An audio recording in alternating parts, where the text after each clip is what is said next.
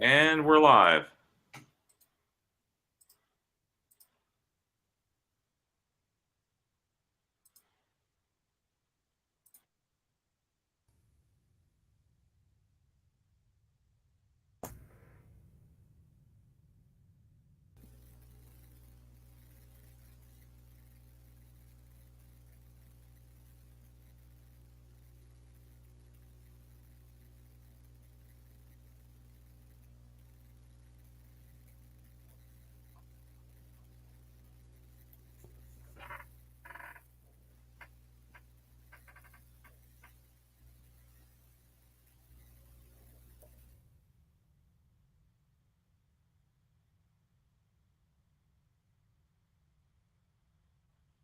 All right. Welcome, everyone. Welcome to the greatest show on earth we call the Mandela Effect. And thank you for tuning in. We've got a special show tonight. We normally have our regular shows on Saturday, but tonight we have 5 other special guests who have joined me tonight, and we're going to be talking about the outlining the Mandela Effect. In other words, getting more down to the nit and gritty of what is really happening, what's really going on, just as I say in my video. So I'm proud to present. We have our group here with us, and also you'll be following along in the chat. We welcome everyone. Okay, who wants to speak first? Hello, can you guys hear me? I hear you. Yeah. I hear you. Tom, do you want to go through a simple outline?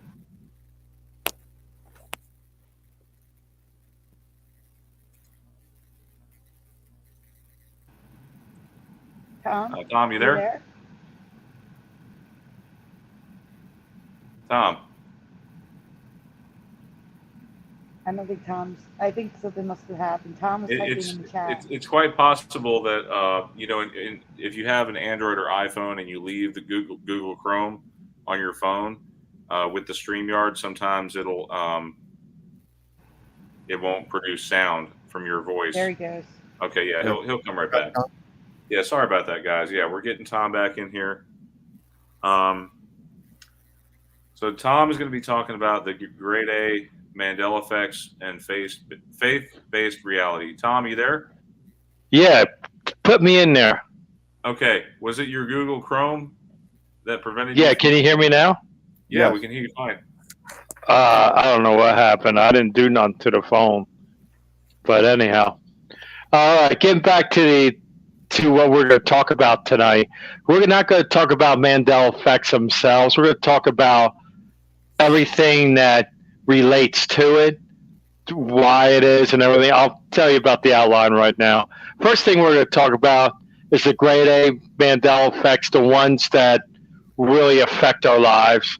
And then the second thing we're going to talk about is faith-based reality, and that includes a placebo effect and the nocebo effect and other aspects of just what reality is. Then number 3, consciousness affects reality. It's what you observe, what you're aware of, what you know, what you believe, actually. And then number 4, know the changes that are specific to individuals' observation. And then the Smith effect, we'll get into that terminology. And then number 6, timeline of changes don't occur at the same time with the Mandela effects. We'll get into that. Then retroactive changes are not a result of time travel, and we can pretty much prove that to you by what we're going to talk about.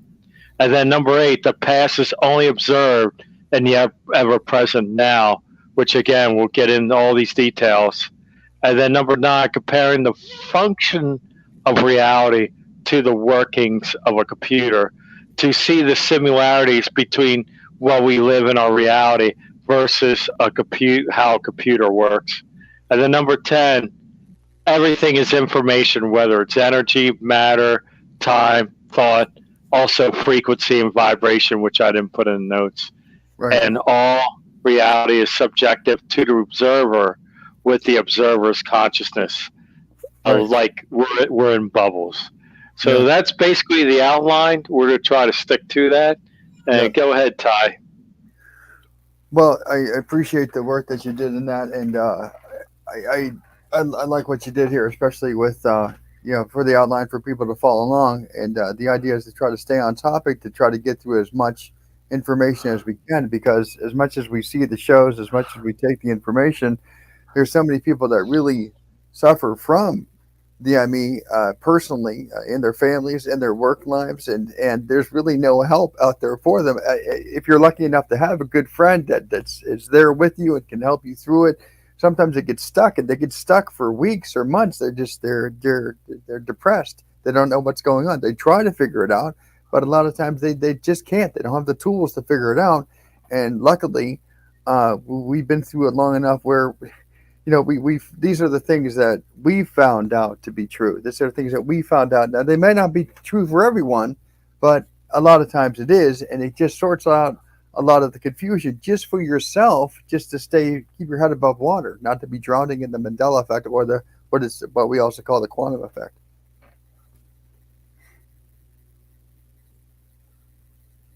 Oh, I paused there. Sorry. Oh, it's okay. But do you want me to talk about grade A Mandela effects? Yeah.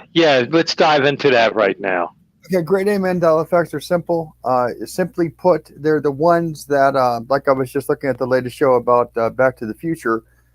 These are all great examples of looking at different changes to show to somebody, look at this, look at that, the type of dress that she wore, the type of jacket that they wore, that Marty McFly wore. But the grade A Mandela effects are things like, what did I say? The Lindbergh baby. Lindbergh baby is a grade A Mandela effect. It's something that people understand about historically. You could just use that right up. You know what it is. The baby was missing. The baby was always missing. The baby was never found, but historically now the baby has been found. But the one I really like to go to is the people that were alive and now they're dead. Or excuse me, the people that were I got it backwards. The dead. People that were dead alive. And it's a very big deal because of the fact that we know that they're dead. We know facts about their death. We know how they died. The reactions to how they died, and then they're alive. But aside from that, the people that keep on dying, those are big things. That's not misremembered. They keep dying. They keep dying. This isn't something I remember from when I was a kid. This is something where we, as a group, have collectively experienced people dying several times over the course of just a few weeks or a few months, and it's really disconcerting. It's something that you don't. It's something that you really have to classify as a grade A Mandela effect. It's a grade A effect. It's something that you really can't explain because we've all seen it together. We've seen it. Exactly. Do you think about that? The Mandela effect was a grade A one because it's named after Nelson Mandela, which everybody thought he was in prison or he died in prison, and yet he didn't die until 2013. That was in the late 80s. So there you go. That it takes something of somebody being dead and now coming back to life. Everybody remember him being dead. Even Bush even mentioned that. Right. So, that's the one. I mean, there's so many ramifications to that because there's some people that remember they experienced the funeral. I mean, even Billy Graham, he's dead now, but a lot of people remember that he died before. They remember his funeral and everything else, but he never died. That's another big one. I mean, that's huge. That's huge. And I can understand people thinking that we're misremembering, but it's pretty hard to misremember something so specific. I think the one I used one time was Ed Asner. Ed Asner was dead, and at the time he was still alive. And I said, that guy is dead. And they said, well, how do you know? And I said, because he was the president of the Screen Actors Guild.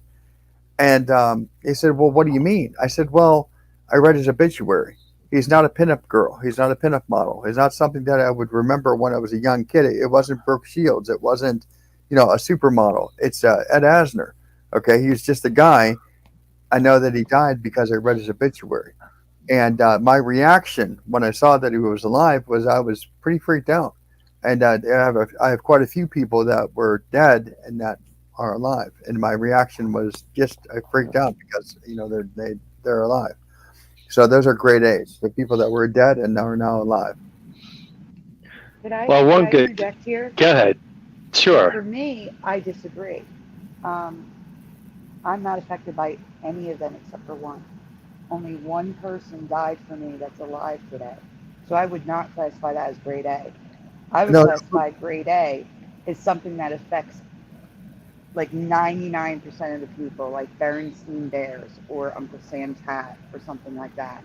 Like the ones that you can ask anybody and they will definitely say, in most cases, I'd say 9 out of 10 times they're affected. Whether or not they're Mandela affected or not, they're going to say, I remember a striped cat, or I remember Berenstain Bears. You know, those would be grade A for me.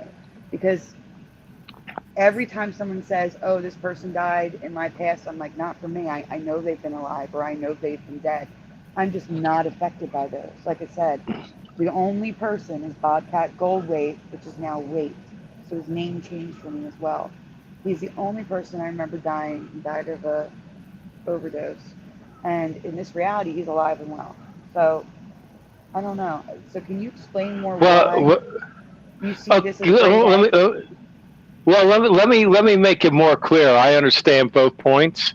yes. A grade A Mandela effect is based on your own perception of your reality. In other words, you remember people, you remember events, and everything else. So if one of those events that you remember very well, the greater you remember that event the way it was, the greater the effect is when it changes. Yeah, that's what a grade A. Because we all live in I would call like a bubble in our own sphere of consciousness, or Are you describing a personal Mandela effect then? no, not personal. I'm talking about everybody. For example, everybody has their own bubble, but then again, a lot of our bubbles are linked up to the similarity things. In other words, like you said about Berenstain Bear, a lot of us remember that, and so we're all kind of synchronized with that. But then there's some effects that we know about, like what we remember our experiences, our personal experiences. Some of us never knew about Nelson Mandela or the baby, the Lindbergh baby. Right. Yeah, exactly. So it's what you remember. So if you never were exposed to that, I'm not affected by any grade A Mandela effects by saying that. Do you understand what I'm saying? No. A grade A Mandela effect is a personal thing. Right. Because one thing that made you most of us, consider a lot of stuff grade A because it affects us because remember it. But some of us, we never even knew about it. And some of us, it's very personal. So a grade A Mandela effect is the one that affects you the most. And it's different for everybody, obviously. That's the better way of putting it. Okay, I agree with that. It's big. It's big. It's big. Yeah, it's big according to your own perception. What's that, Melissa? Like South America? Yes, Sandy is correct. Oh, yes. Sandy is correct. Oh, South America. Yeah, South America moving all the way out to the east. That blew me away. Yeah, that's a big deal. Yeah. That's you just can't explain it. You just you look at it, people see it, go, oh my gosh, it's these are the ones that you're showing people, like you said, Berenstain Bears. You'd say, there it is. And you'd say, oh, okay, I see that. But okay, what's the next thing on the list? Faith-based reality. Tom, that's all you.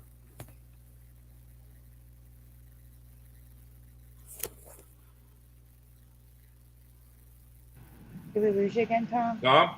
Did we lose Tom? It also happens when your screen goes dim. Okay. Yeah, that's right. Here, log me back in. Okay. Hey, log me in. Hey, beat me up. I'm still in there. I'm still in there. Brian. You're there. You're there. You're in. Can you hear me now? Yeah. Yes. Okay. It says I'm in the back room. No, Do you still hear me? Yes. Okay. All right. Anyhow, now I got to just keep the screen alive here. All right. Getting back to what I was saying about the faith-based reality. This includes literally all reality. For example, you have people who believe that they could be something, like to be a doctor or nurse. So they believe that they could do it. So therefore, because of that belief, the faith, then they can achieve that goal. And also in Christianity, like when people pray for healing, or like the woman of the issue of blood, she believed it because she had the faith. So in other words, reality is affected by what you're believing, your goals. And then the placebo effect is a study of these people who took the fake pill, the sugar pill, and then people took the cure. And even the people who took the, quote, placebo pill, they were healed. Not because they affected the pill, but because they simply believe that they're healed and stuff like that. So in other words, what you believe, what you focus on, your consciousness literally controls or affects the reality in that way. And of course, a lot of New Agers have that same philosophy too. You know, they call it the law of resonance, the law of attraction. Right. But basically what everybody is kind of saying the same thing is whatever you believe is true and you believe it and you have faith towards it, it'll start to manifest. First, Right. it'll manifest in your own personal belief system, your consciousness. You'll believe it so much, but then after a while, it'll start manifesting in your own reality. So that's one of the reasons why I brought that up, because I really believe that the Mandela effects, or your whatever happens to you personally in your Mandela effect, like things change. It's according to what you really believe. Like, you know, when people are positive, when they have a positive outlook, they have goal, like vision boards, goals, and everything. It seems like they always obtain that. Then you have people who are negative minded, who don't believe things will work out, and they stay in that loop. So it's almost like the more you believe it, the more you start seeing proof of it, it just gets stronger. It's like a feedback loop. And the same way with the negative results. Right. And it's important to mention it, even though it's not the end all and be all of everything. It is No, there. of course you see not. It. You see it. It's there. It's a part. It's a part of the puzzle. Yeah, it's important that it needs to be mentioned. At least I think so. Okay, now Yeah. the consciousness affects reality. Consciousness affects reality. That is something that we go through all the time. We go through it all the time. And in the Mandela effect, we say it as you've been affected, or we say it as you've been pulled, or you what is that? What do we call that, Melissa? You've been You're pulled. awake. You're awake. Yeah. And so consciousness affects reality, and that goes right into known changes specific to individuals' observations, which is someone sees something and they're both looking at the same thing, but one person sees it and the other person doesn't. How do it's the way that you're taking it. It's a crazy thing.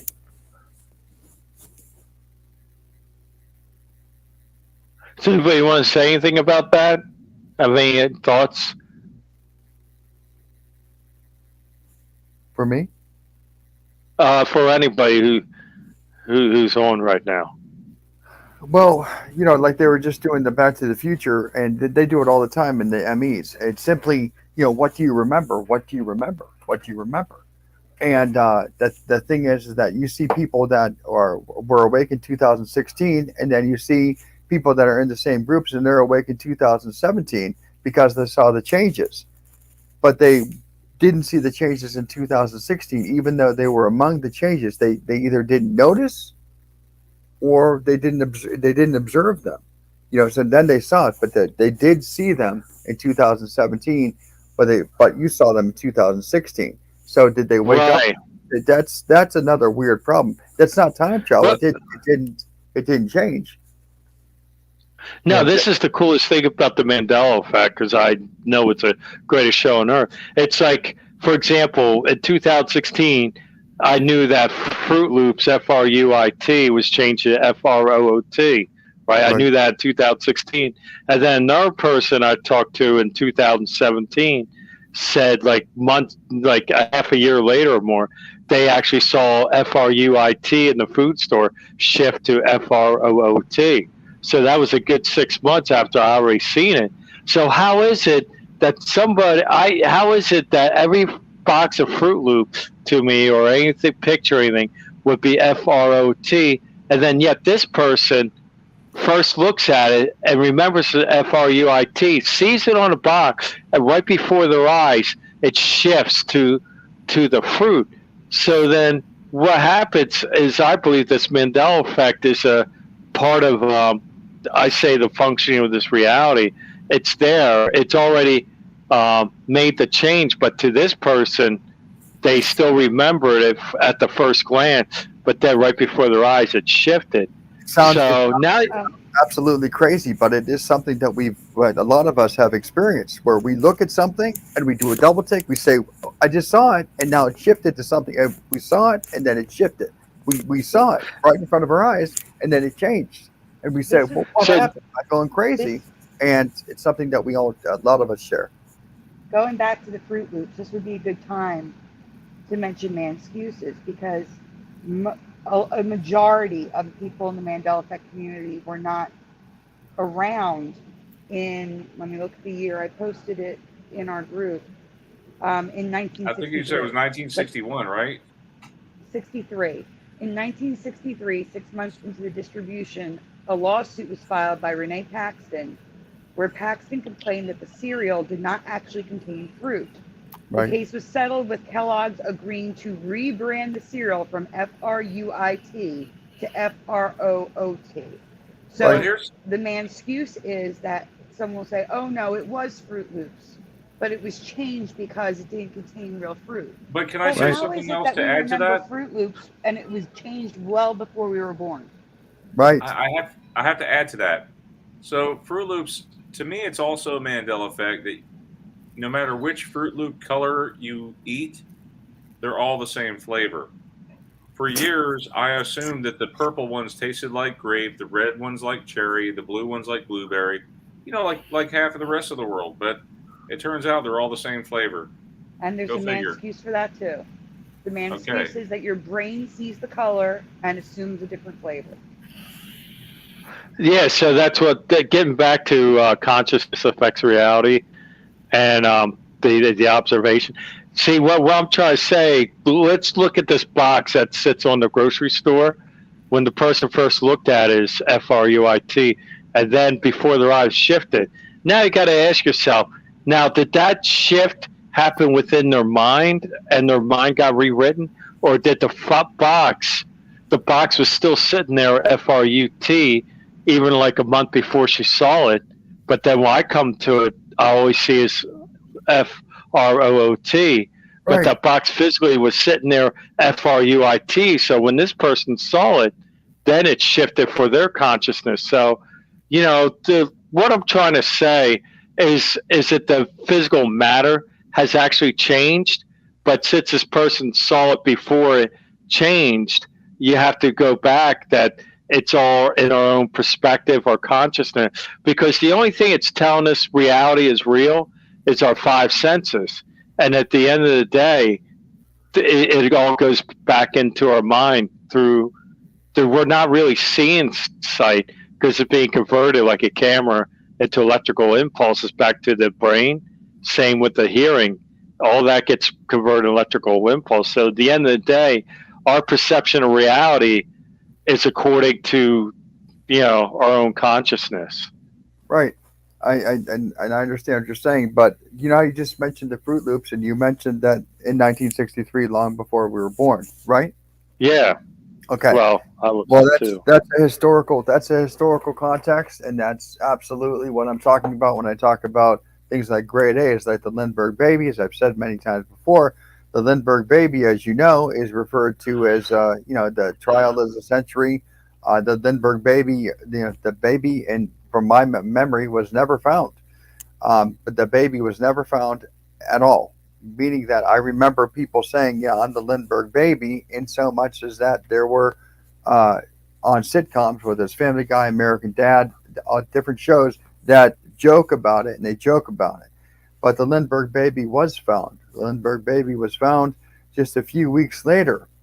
He was on March 1st, 32. He was missing, and he was found on May 12th. He was not missing. Hey, He was found. I want to also say something about 1963, like you said, Sandy, about how they changed it from because it didn't contain fruit. Well, it's actually almost like the quantum reality. It went into like a wave of probability. So that was one of the probabilities before the change. But once the Mandela effect happened, what they originally intended was to be spelled like the fruit, to campaign it itself that way.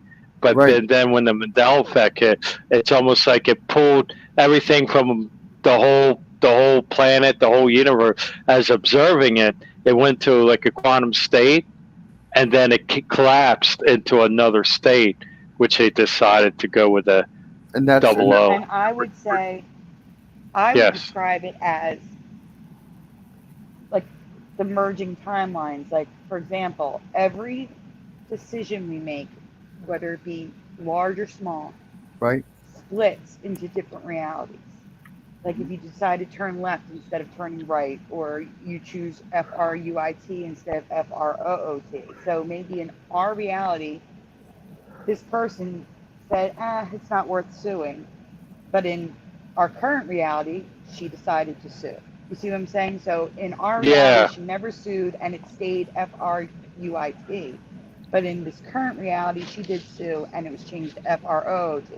The problem is we researched Fruit Loops many times. And then all of a sudden, this popped up that there was a lawsuit. And that's why I call it a man's excuse. Because after we've researched the subject, something appears to explain away why it's a Mandela effect. And Something that's appears that the non-affected can throw in our face and say, no, you're just remembering this because it was Fruit Loops and now it's not. See, You understand what I'm saying? something That's that I why it's a agree with. man's excuse. That's something I completely agree with, because what you're alluding to is collective consciousness, right? Mm-hmm. Right. Yeah. Well, guess what? That's something that's not nearly discussed enough, because that means that we have some sort of influence over our reality, and that would mean that our reality, whatever it is, whatever the definition is, would be malleable. That would mean that we're in trouble. That would mean that's Well, something changed, and in the quantum problem. we're not in trouble, but this is proof that your consciousness affects reality. This is proof of the Yeah. faith-based reality and the placebo effect, which it's been medically proven. So now we're getting to some answers here. We're starting slow, but we're putting together some answers that our consciousness, especially the greater the collective, the more people, the more it has an effect on it. Right. I don't think, meaning that I know what the ME is, or the quantum effect is, but I think the Mandela effect or the quantum effect is simply a symptom of something much larger. I think the larger question is, why is reality become so malleable? Why are we in this quantum state of flux? Why? Why is it going one way or the other? Why is that? I could give you one example. This one of my theories is, before the internet, like in the 90s or even like 2010, we had chat rooms and stuff, but we weren't able to compare notes. But then as technology evolved, where we had the live streaming, and then we have these chat groups and people say, hey, this thing doesn't seem right. And then you have other people say, yeah, me too. And then you get enough people saying, hey, why is this thing changed on us? And then because of the agreement is the place of power. So the more people agree, then it starts. I think we, as the awakened people, to see these effects, we kind of exacerbate it. We kind of propagate it to be even more. I believe agree. so. I agree. Yeah, I don't want to, but I do. I think there's something going on. I really do. I'm just from what I see, I have to agree. And I think too, when we're like really like ramped up, like we're really into looking for new Mandela effects, we're actually looking for new Mandela effects. And so what happens, I believe, that we're actually kind of, not instigating it, but darn close to it, because we're really looking at it. Because, I mean, there's a lot of people out there who are not who are not only awakened to it, but they have such a drive, such a passion to find new Mandela effects. And there's a bunch of people who can't wait every Saturday night to tune on Brian's channel to find out what the new stuff is. So explain the Smith effect. I think that's what we're on, right? Explain Yeah, the Smith effect, because the Smith effect should not happen. The Smith effect shouldn't happen. If what we're saying isn't true, then the Smith effect wouldn't happen, because it's a very strange behavior among lots and lots of people. Every one of us have seen. Well, the Smith. I'll give you a personal example of the Smith effect, so you'll be able to understand it more. In other words, with the Smith effect, when you look at the Matrix, that's the reason why I coined it that way, is because the Smiths, when Neo was trying to fight Smith, and when he would conquer the guy himself, then what Smith would do, he would take over these other people within the Matrix and literally clone himself, and so they would become Smith. So that's where I got it. So basically, what I mean to say is, for example, that movie with the sunglasses with Tom Cruise, right? You know what I'm talking about? God, I can't remember the title of it. You know, he does the dancing with the Bob Seger song. Risky with Business. The sunglasses. Yeah, he does have one clip where he dances with the sunglasses, and I was telling my friend, you remember the Tom Cruise, dancing? Oh yeah, he had sunglasses, blah blah blah, dancing. He'd tell me everything. He's totally in agreement the way it was. Then I show, well, check this YouTube video out. I show him the clip of him dancing without sunglasses. Right before me, 30 seconds later, he changes 180 degrees. Oh no, he never had sunglasses. That was just on the video cover, And so what happens when you show the person the Smith effect, like they haven't seen it, they just remember it the way it was. But once you show them the update, then what happens? Their mind will just literally be rewritten. The memory be rewritten where it's now updated to the way it is now, and that's the Smith effect. Also, to bring on, which should never happen. Which shouldn't happen. But think about it, if reality gets affected by the Mandela effect, right? How much more would the human brain, the memory cells, the neurons, the synapses, they're a fair game too to be shifted, just like everything else. That's the reason why when you first take the first glance, you see it the way it was, and then it shifts right before you. It's kind of the same thing. And then a thing to boot on it, a lot of people, including myself, will have, when we see the change, we'll actually have a dual memory, which that is absolutely has nothing to do with science. It's all about the observation effect, because there's no way you could have a dual reality. It's just impossible. Right. And if you remember it that way.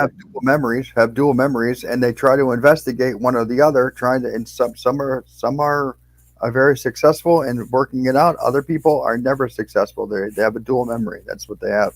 It's a crazy thing. Now, of course, how about the retroactive change? Because we already did timeline of changes don't occur at the same time. But the retroactive changes are not a result of time travel. The reason why you say that is because a lot of people believe that it's some time travel involved. And so you want to go into that? Sure. Well, obvious example is South America moving way out into the Atlantic Ocean, like way out there, because I always remember underneath. And there's so many Mandela effects that it was never done by a time traveler. The way I perceive it is every old Mandela effect, like anything, like Grandma's 200-year-old King James Bible, with where everybody remember the lion laid down with the lamb, but when they look at it now, it's just dwelling with the wolf. Right. That even though that's changed that old paper, you're perceiving all your past right now through the present, because actually the past doesn't exist, because we live in the ever-present now, because now is always now. Like this now moment will be the past in a second. So it's a continuous now. So everything that you see is constantly updated in the present. There is no past. Now the only thing do remember. Hold on a second, Tom. Oh, What do you think of Yeah. that? Do you understand what he was trying to say Yeah. about time travel? I think it's a little bit about what you're saying about the different realities. Yeah, go ahead. Stay. Do you have any questions out there? No, but they are talking about something in the chat that I wanted to bring up. Go ahead. Okay. They're talking about the Lord's Prayer with debts and trespasses.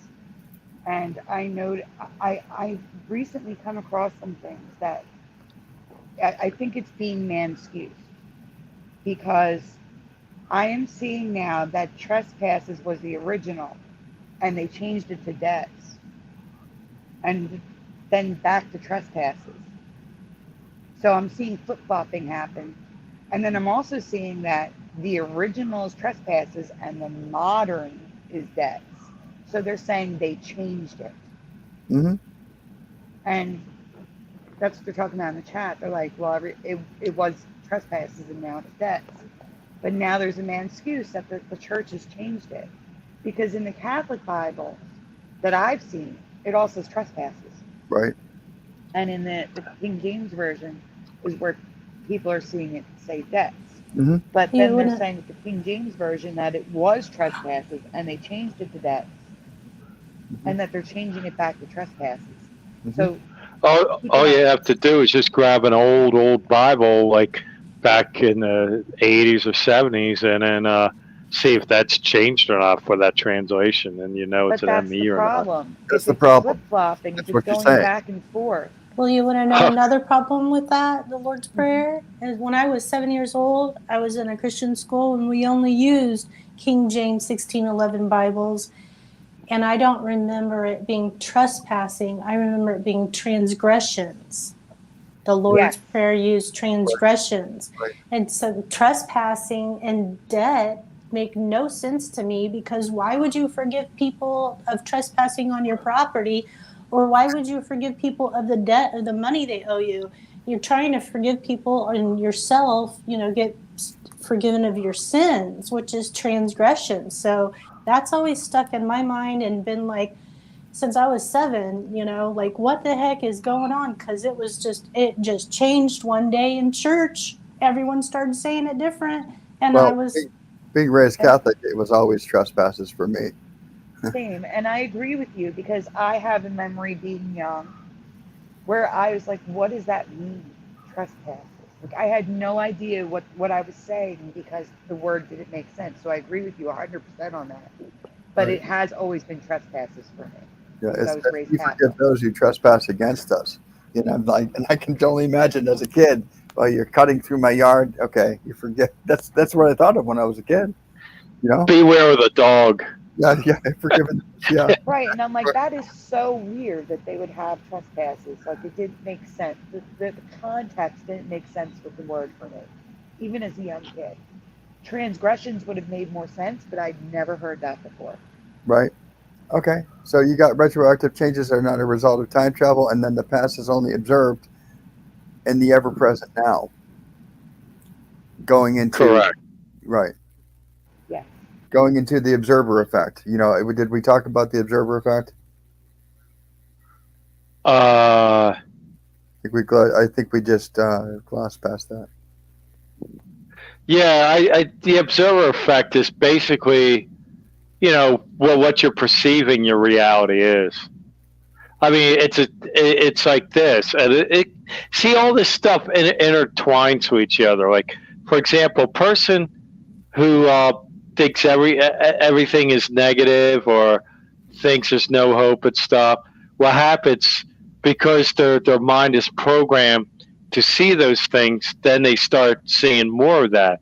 It's like when you buy a brand new car, you've got a nice red car. Next thing you know, what do you see on the road? You see a whole lot of red cars that you never seen before. Right. So that according to the way the brain works of psychology, they said whatever you spend time focusing on, you kind of develop like a filter. So you only see that you're more aware of seeing a particular thing, and then the more you see it, the more it's reinforced. Your brain likes to confirm itself. Same way, if you're a positive person, you think everything's great.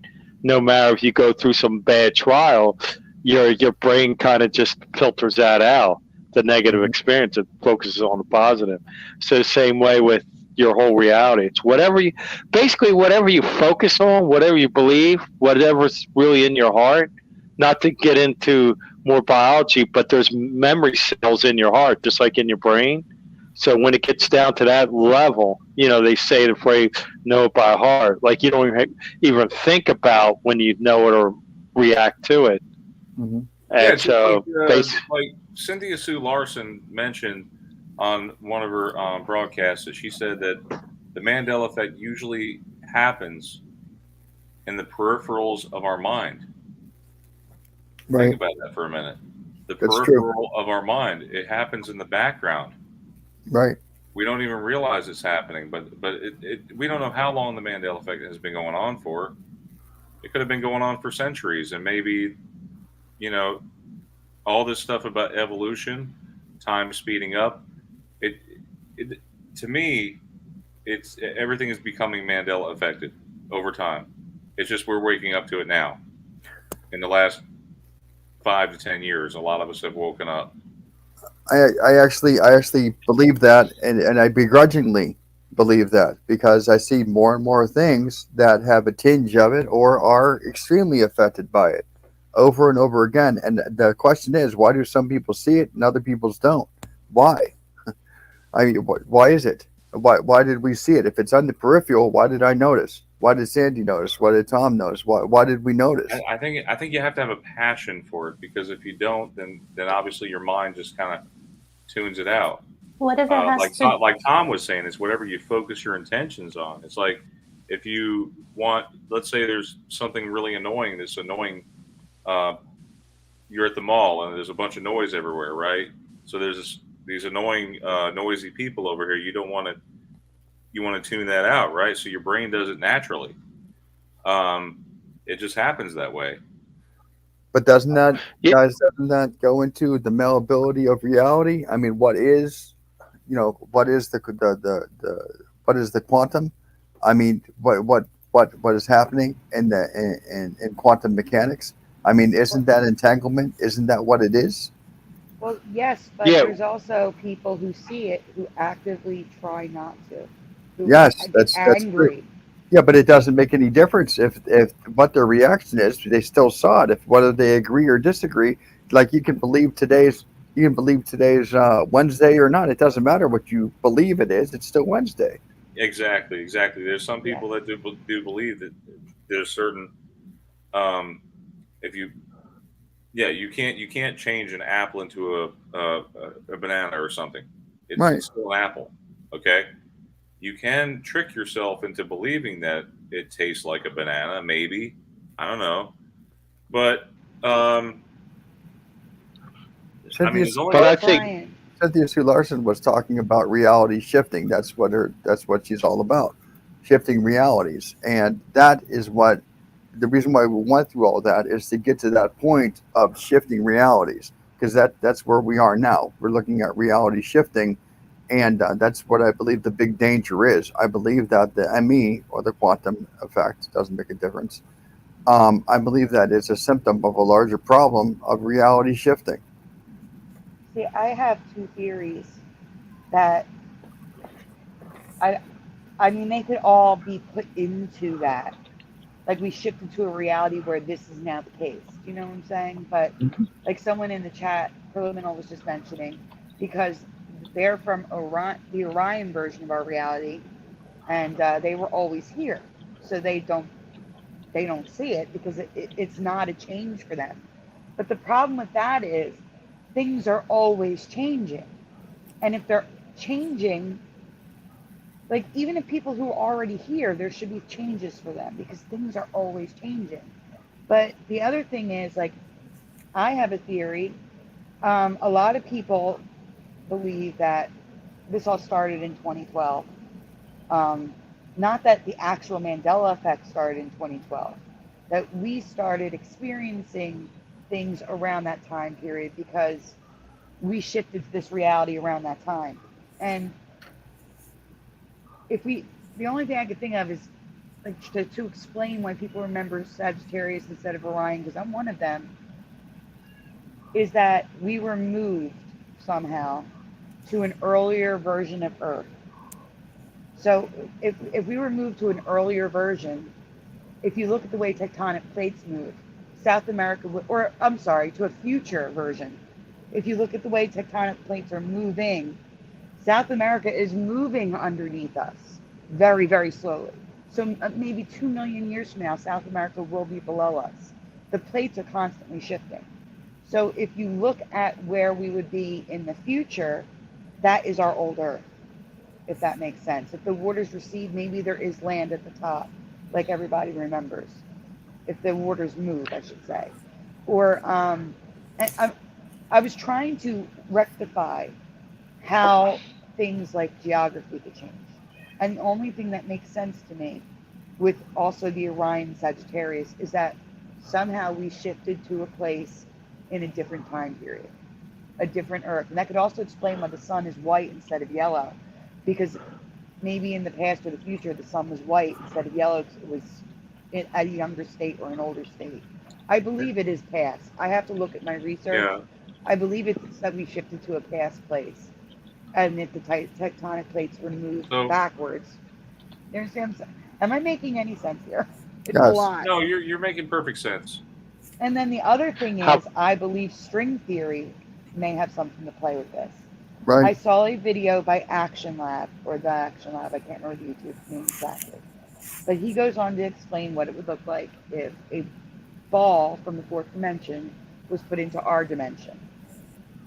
And it would be like something growing out of nothing, and then when you take it away, it would just shrink until it disappears. Each string dimension can affect our world in different ways, and each of those ways, you can place Mandela effects into each of those strings, like the color changing or history changing. There's the 11th, I think it's the 11th dimension. The 11th string is time. So time Mandela effect, things that happen in our history changing. Every Mandela effect can be placed into one of those strings. And if you imagine that we're in the third dimension, who's to say there aren't beings in the fourth dimension, the fifth dimension, the sixth dimension? Right. And they could be more advanced than us. And these changes could be them interacting with our dimension to send a message. And that's why we could be seeing messages in the Mandela effect. And then on top of that, everybody's like, well, why are these changes like this that are huge that everybody knows? Then there's all these stupid little changes like an S falling off.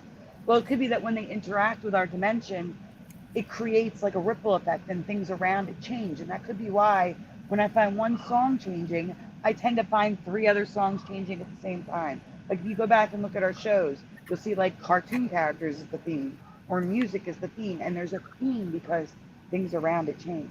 And they're not usually, there's usually one big one and then little ones around it. But those are just the 2 theories I'm leaning against, because I'm also about the whole, I do believe it's a timeline thing.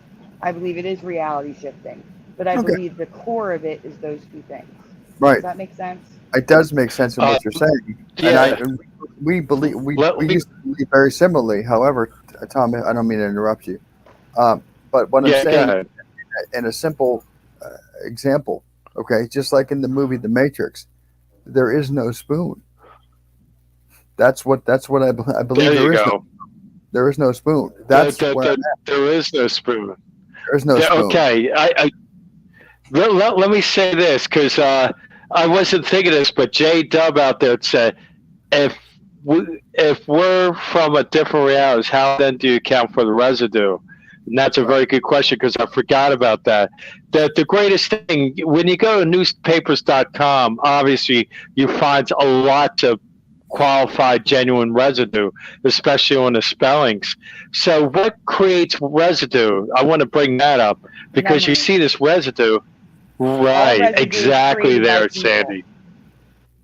Right, memory that hasn't been affected to the point where when they wrote it down, usually when they're doing it from memory, they're not like looking at it, like doing a copy and paste. They're doing it out of their memory, and for however state they were remembering, and when they wrote down that original phrase what used to be was unaltered by the Mandela effect. In other words, it wasn't it wasn't synced in to the information of whatever got changed. It was disconnected, even though it had looked like the same information, the same spelling and everything, but yet because they did it from memory, it was disconnected from the original information, and that's how you got residue. Go Can ahead. I answer the next one? They say anatomy. Sure. So J-Dub also says, or the anatomy changes. Well, if you believe what I just said about us shifting to an earlier or later version of Earth in a different galaxy, I mean, our atmosphere is different. It's possible that our bodies also reverted to an earlier time. Like, for example, they say that our appendix used to have a function.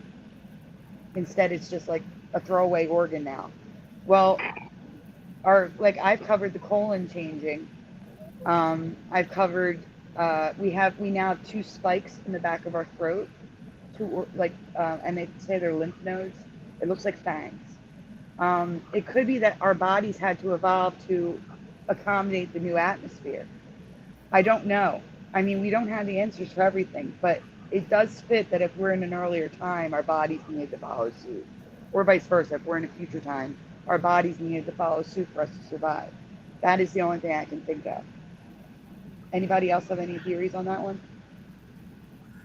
Well, like my theory on that is like the atmosphere changes, therefore the body changes. So again, just like the Fruit Loops thing in 1963, there was a quantum change where all of a sudden the event of the way we are created, the way the atmosphere is, was another possibility.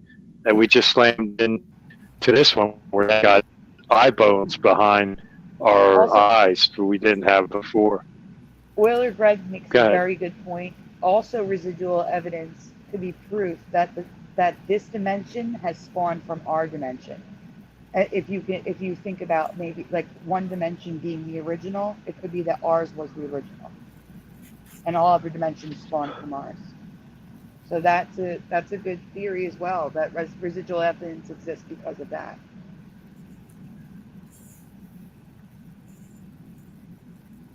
Sorry, Tom. I just wanted to mention it was in the chat.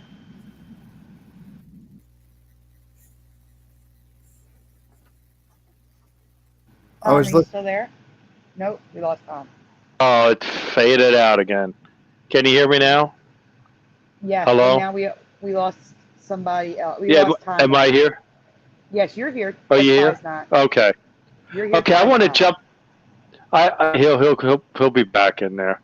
I want to jump to 10 real quick, where I say everything is information, whether it's energy, matter, time, space, vibration, frequency. Because when you break it all down, even your thoughts, everything is information. Just follow me on this one theory. If everything is information, it's everything. Then with the Mandela effect, with all the spiritual stuff, with all the natural stuff, with everything that you perceive, it's all information. So therefore, with this quantum changing, things are always changing in and out. So basically, we're looking at information as bottom line. Even if a person's dead, and then they were alive again, it's hard to believe that, but that's all information. That's like the universal constant. And there's a channel called the Quantum Gravity Research. They have a video about what reality is, and it gives 7 clues of what reality is. And to me, that's a best explanation of what it is. And it involves in the way reality behaves like a computer and vice versa. But like I said, whether South America's shifting or whether our body's changing, logos, everything is affected by this quantum change Mandela effect. You can't get away from it. But I really believe that our own observation, our own consciousness, and as we get together, we share the same information. That's where you get the synchronicity. So the more people focus on the same thing, the greater effect we have on it. And that's why I think we're seeing an acceleration in all these changes. Like before, it was kind of hard to find them. I want people to comment on this. Before, it's kind of harder to find. Now it's really easy to see Mandela changes all over the place. So what is people thinking about that? Brian. Yeah, Brian. Did we lose Brian? Brian. He got it. Ty, you there? Yeah, I'm here. Yeah, Ty's back in. Sorry, it takes Sorry. it takes about 10 seconds for my mute to unmute and my unmute to mute. Oh, okay. Oh, okay. It's insane. So yeah, I was just looking at Reddit posts about what Morpheus actually said. Since I like your little Matrix logo, their digital scribe, and so the exact line was, "What if I told you that everything you knew was a lie?"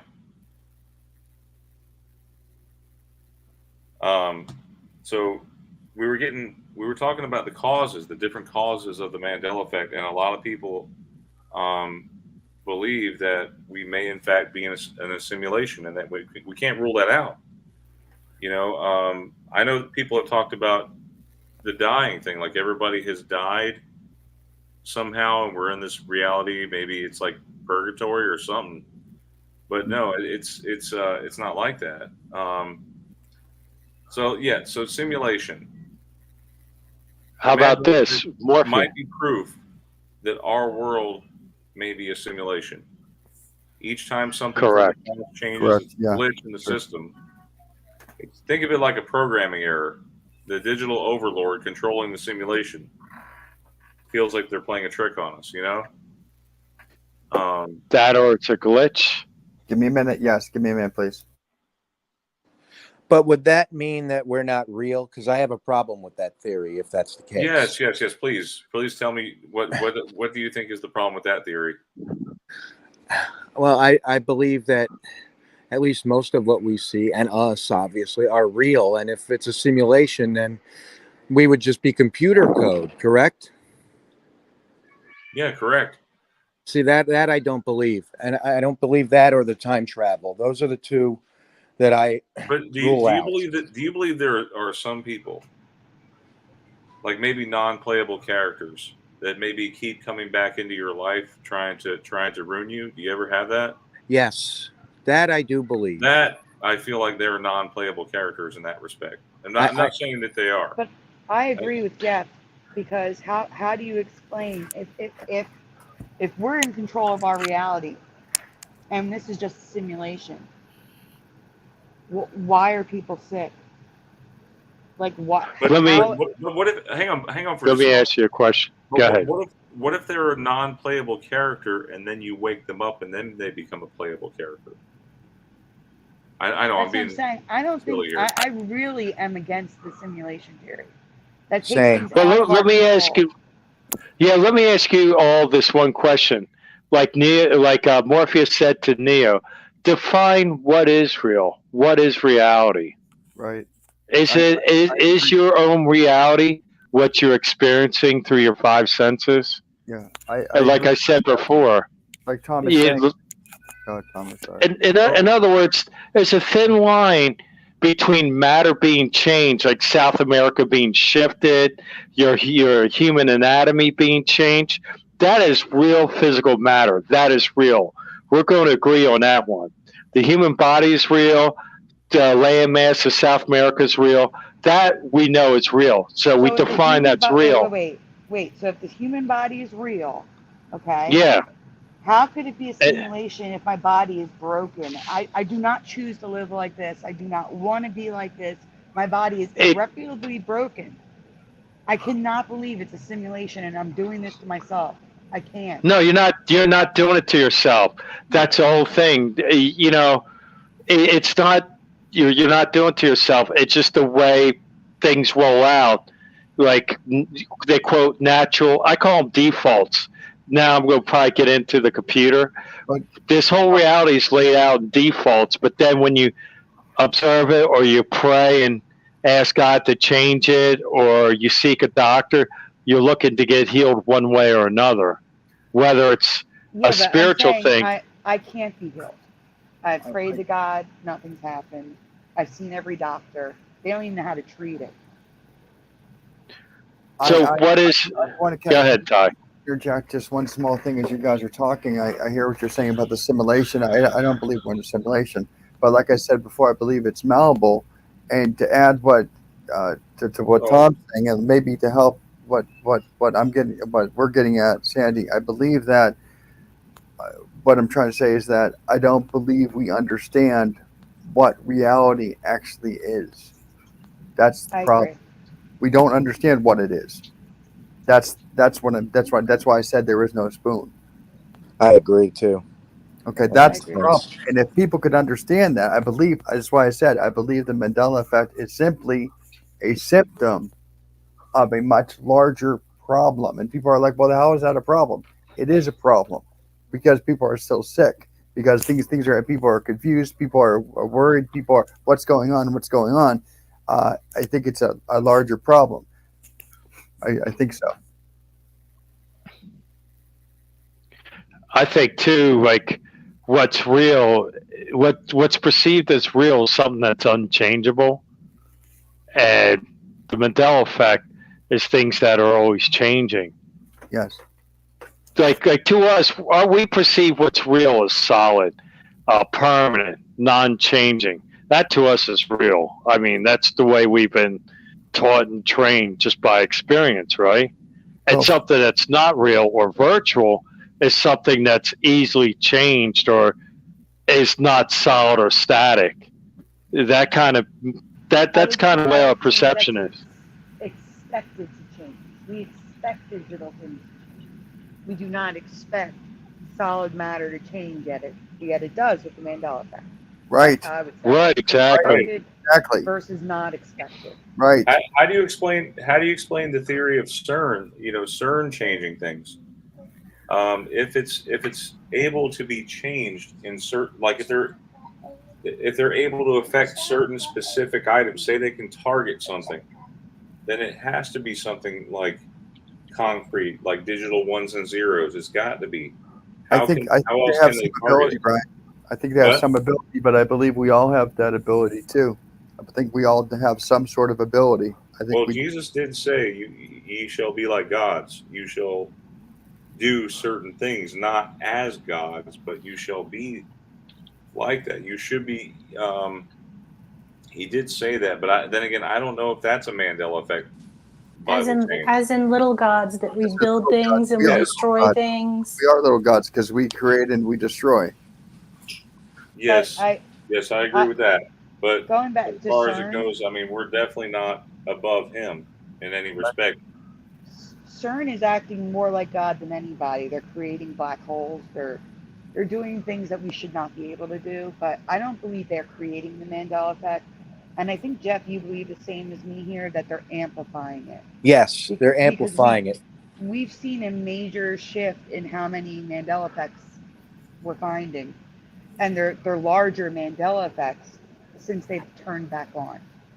So I don't Okay. think they created True. it because they never stopped happening. We had shows every week. I was finding stuff constantly. But I believe you're right, Sandy. I believe you're right. I believe they're manipulating, and I think they are simply It's an amplifier. It's a Mandela. yeah, manipulating things.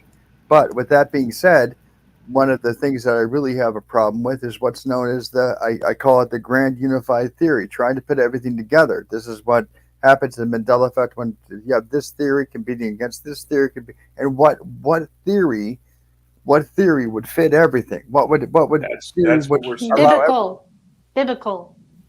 biblical would, but pragmatically, what would do it? the string Pragmatic. theory one.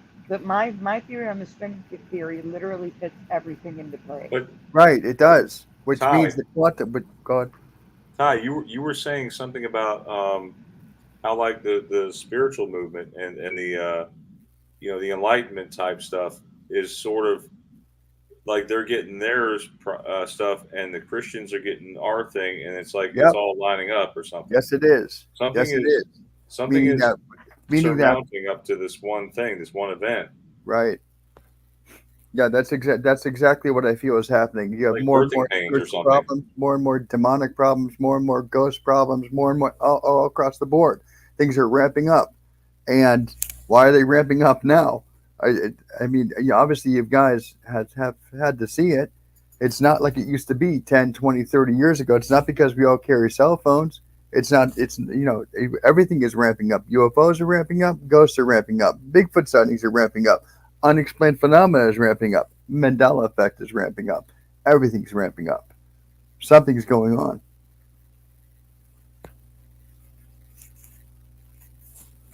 I think some people in the chat misunderstood. We should clarify. We are not saying we are gods.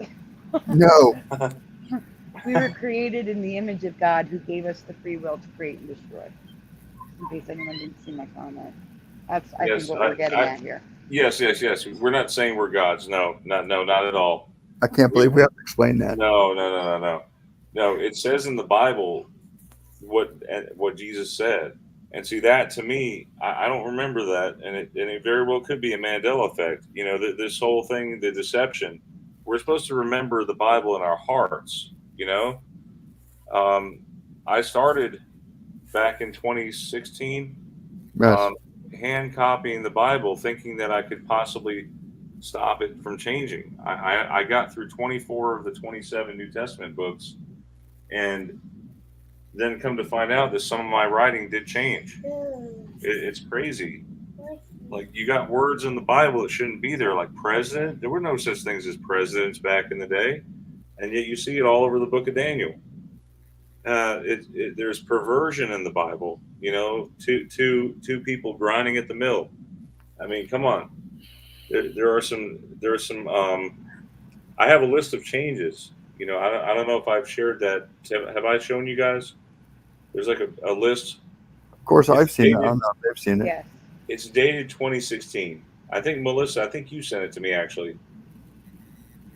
The list of Bible changes. Melissa, did Okay. you? I don't know. Yeah, I mean, there's so many Bible changes. I don't think we should stop reading our Bible. It's just that we should discern it in our hearts and our minds. But it is lining up with what's the Bible is telling us what is happening in real life right now. Yeah. If that makes sense. I think it's all biblical, because if you think about it, God said he'd turn it upside down. So it's like we're a mirror effect. Everything's reversed. And if you think about like the body changes, well, after the flood, God said he would shorten life to 120 years. So he had to change the body to be less sufficient to last that long. And, if we're in the last days right now, which I really believe we are, then God needs to start to change our bodies to last 1,000 years through the millennial. So we might be seeing that happen now. That's why we're seeing all these body changes. So we're getting stronger and healthier, and things are, working better as we go on. That'll continue to increase. And if you think about like the rainbow, the blue was on top before, and now blue is not on top, and that makes no sense because the sky's blue, so it should be blues on the top, but the blue's on the bottom of the rainbow now, and that would be another sign that God's saying he's turned it upside down, a mirror effect, like we all went through the mirror, so we're all entangled in this, and I think it has to do with the people that are awake, as we call it, being empathic, because 3% of the population in the world are empathic.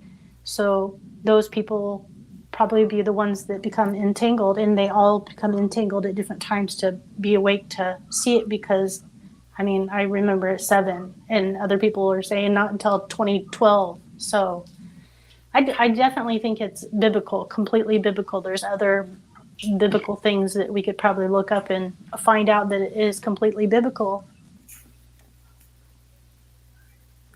I agree. Ditto. And if we go by biblical, then we know that things are going to increase, just like what the disciples had to deal with. They were dealing with casting out devils out of people, which you should probably can you warn people that aren't saved not to do that, because of what happened? Right. I believe that just as it was in Jesus' day, where there was devils being cast out, there was devils out in the open. As even after Jesus died and rose again, there were still devils out in the open. We didn't have that. And now we are having that. We're more and more and more. We're having that more spiritual problems, more demonic problems, more ghost problems, where we didn't really have. We didn't have it at all, and we certainly didn't have. Uh, the Mandela effect. You didn't have it. I believe we have. I believe that, like I said, everything is under one grand unified theory where you can prove one thing. Excuse me. You can prove everything all at once. And I think that when you look at um, the state of entanglement, I think that proves everything. A state of entanglement would cover all the bases. Everything that we've talked about, a state of entanglement would explain everything.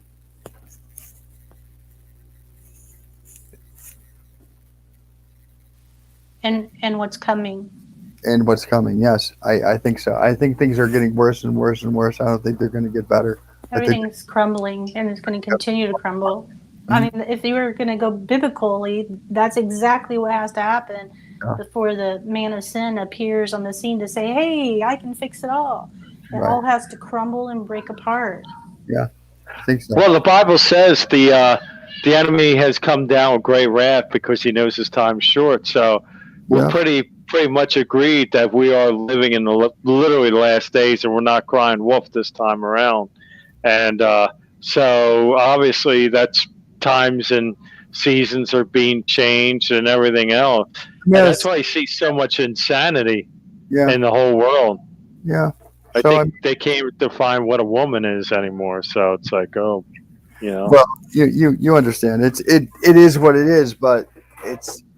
I believe that we can do better, and I hate to see people confused. I hate to see people lost in the mire of the ME or the quantum, and I wish that people would have some more peace, have some more, can get some sleep, have better family life, have a better work life without being muddled by all these questions and questions and questions, and that's why I thought we should say that. One thing that I've noticed, and I think a lot of people have noticed this, but time does seem like it is speeding up. It seems like we have less and less of it. Yeah, well, that's because as we get older, time speeds up. But yes, I understand exactly what you're saying. Time seems to be going faster. Yes.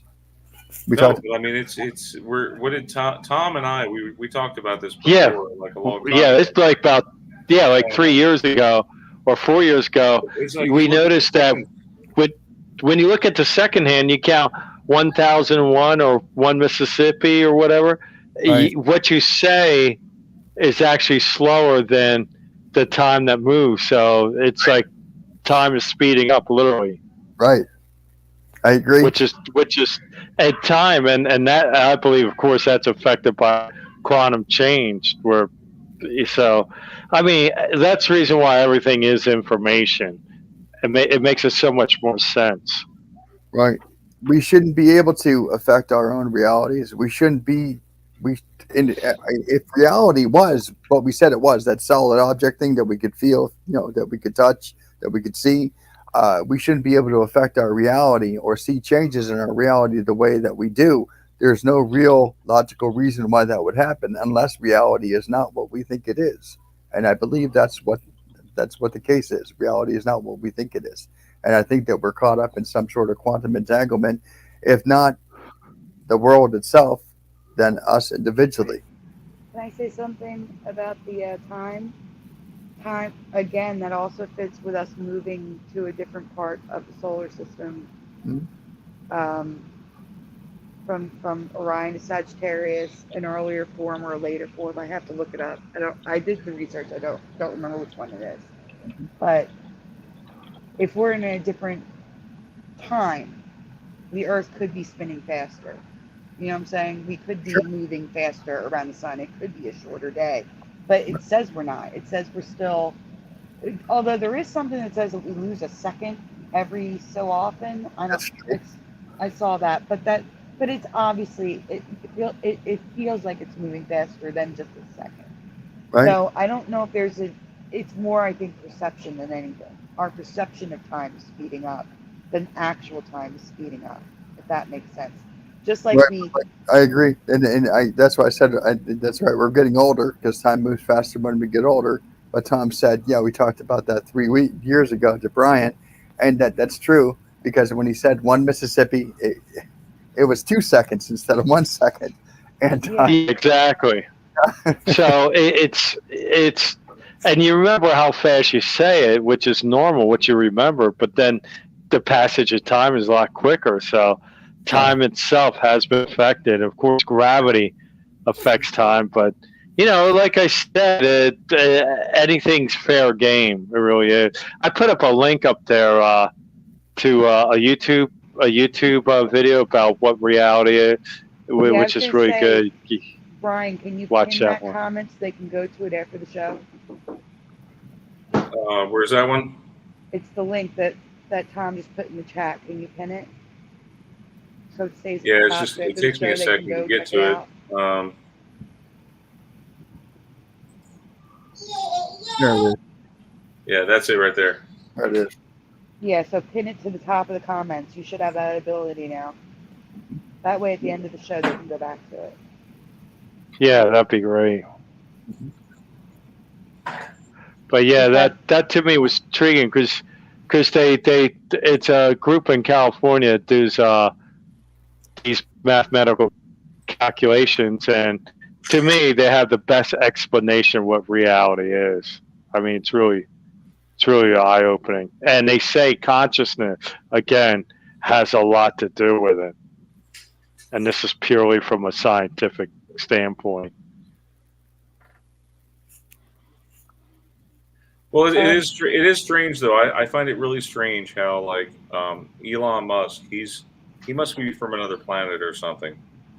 He's like doing so many things to help mankind. Right, I do trying want to to mention advance something in things. the chat before we switch topics, Brian. Okay. Mustard Seed of Faith says time is going faster. Apparently, according to the Mayans, there are only 16-hour days now. Due to some shortening of a photon belt, the heartbeat or pulse of Earth is ticking faster. And then Eddie says time is speeding up. We are going to be dropping the leap second by 2035. So that second that we adjust for, we're not going to be doing it anymore after 2035. Okay, I'm sorry. I just didn't want us to switch topics. Go ahead, Brian. No, that was good. That was No, good, it's fine. Sandy. It's fine.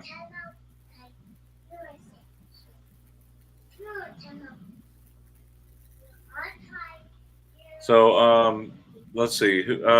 Jeff, we didn't seem like we heard from you in a bit. What's your biggest thing with the Mandela? Like, what do you think it is causing it?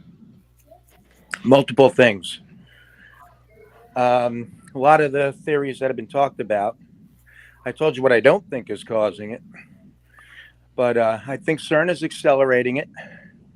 I think it's always been going on because, as I've said many times, I've had Mandela effects before I even knew of the term, many, many, many years ago.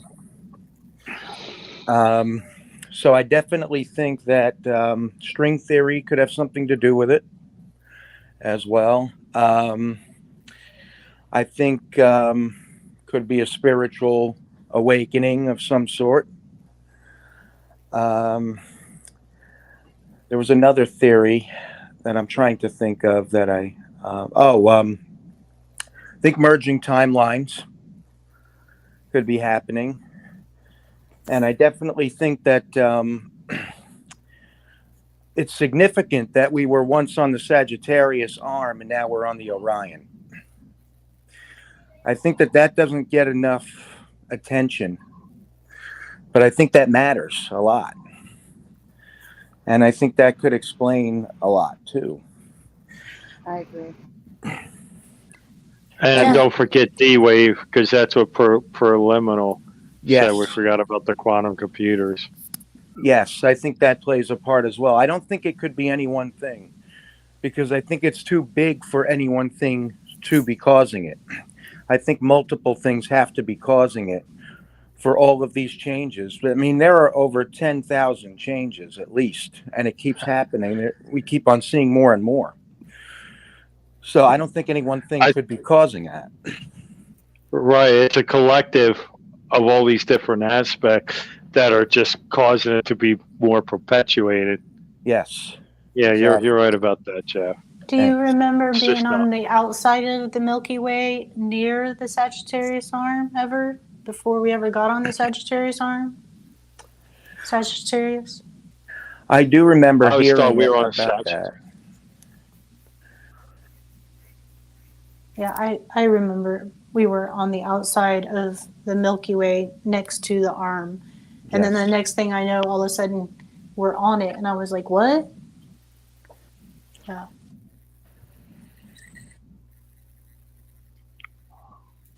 And of course, now we're on what, Orion's spur belt. I mean, what is it now? It's changed like 3 times. It was Orion's belt, then Spur or something. Yeah, I think it's spur now. An arm. Arm too? Yeah, it was at one point. It said arm at one point. So it's changed Hey. 3 different times. I like traveling, but this gets a little ridiculous. It just feels like we're getting closer to like the black hole. Like we're getting closer sure. to the center, and like maybe that's what happened during the Noah's flood, you know. They went through the hole and then it changed everything. Maybe that's where we're headed. And then it come out the other side and Could be, yeah. I don't know. I also think that new Earth, old Earth could be a thing. And the old Earth wasn't shifty, and the new Earth we somehow transferred to is shifty. Maybe it happened in 2012, but then that wouldn't explain why we've been seeing things before that. So who knows? I still think I really think that, like I said, simply put, there is no spoon, and that's maybe it all started when There is no Israel became a spoon. nation. there's like I said lots of times to Tom and Melissa. Yeah, I shouldn't There be is no spoon. I shouldn't be able to guess. I think that's the key. Yeah, I shouldn't be able to guess. I shouldn't be able to tell what's going to happen, what's not going to happen. I shouldn't be able to guess. I shouldn't be able to define it like I do, and that's something that has been going on for years. And like I said, that's why I say there is no spoon.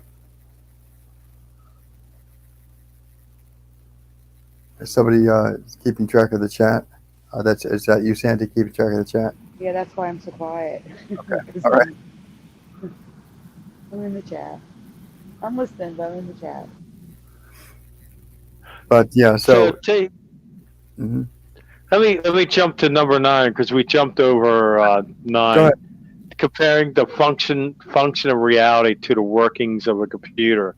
Now, the thing is, people say, well, reality works just like computers do, right? Like when you get back into this virtual reality thing, you know, a lot of theories are simulated or whatever, but nevertheless, simulated or real stuff, it functions like a computer. Like I believe that man created, like man, when he's inventing something, he tries to imitate or find the most efficient way of how to process information. It just so happened when he designed the computer, it acts and functions just like reality does. Right. And the thing is, when we get back to what's real, what's virtual, in a computer, when you bring it home from the store, everything is at a default state, just like the law of gravity, law of thermodynamics, everything. All the laws are in place, the physical law, and that's like the default in the universe. But I believe that our consciousness, our belief system, is what edits those programs. So, and then I believe that the Mandela effect is the same thing. It's editing the basic programming of what reality is when it was originally set up. So that's the reason why I believe that computer. And then another thing, we live in a pixelated reality. because when you look at Planck's length, when you watch that video I sent you a length, the link for, it'll explain. But Planck's length, it's the shortest amount of space that you can measure, if that makes sense. So when you get down to 10⁻36 meters, you can't measure anything any smaller than that. It's like measuring a pixel on a screen. That's like the smallest form of information. So therefore, they say everything is pixelated. Even time is pixelated because it's the amount of time that the speed of light travels across Planck's length. I know I'm getting real technical, but basically, in a nutshell, that computers were invented because they imitate what reality is. I don't know how much that made sense to everybody, but I figured I'd throw that out there because that's what I said. When I talk about the quantum, and I mentioned when I was talking about, basically talking about the double slit experiment, or Okay.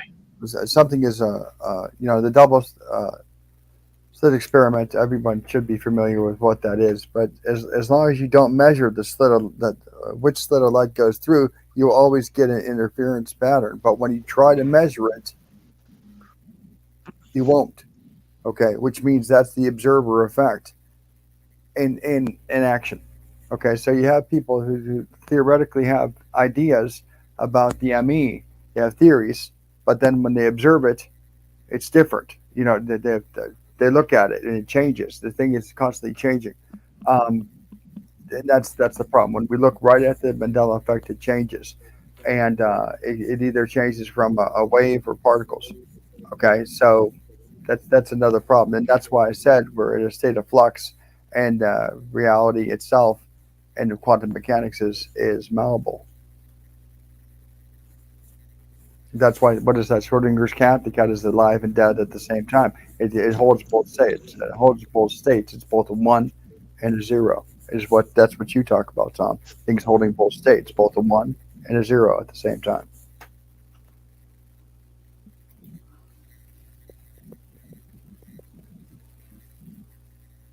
Does that make sense? Yes. Sorry. I'm reading the chat, trying to figure out something.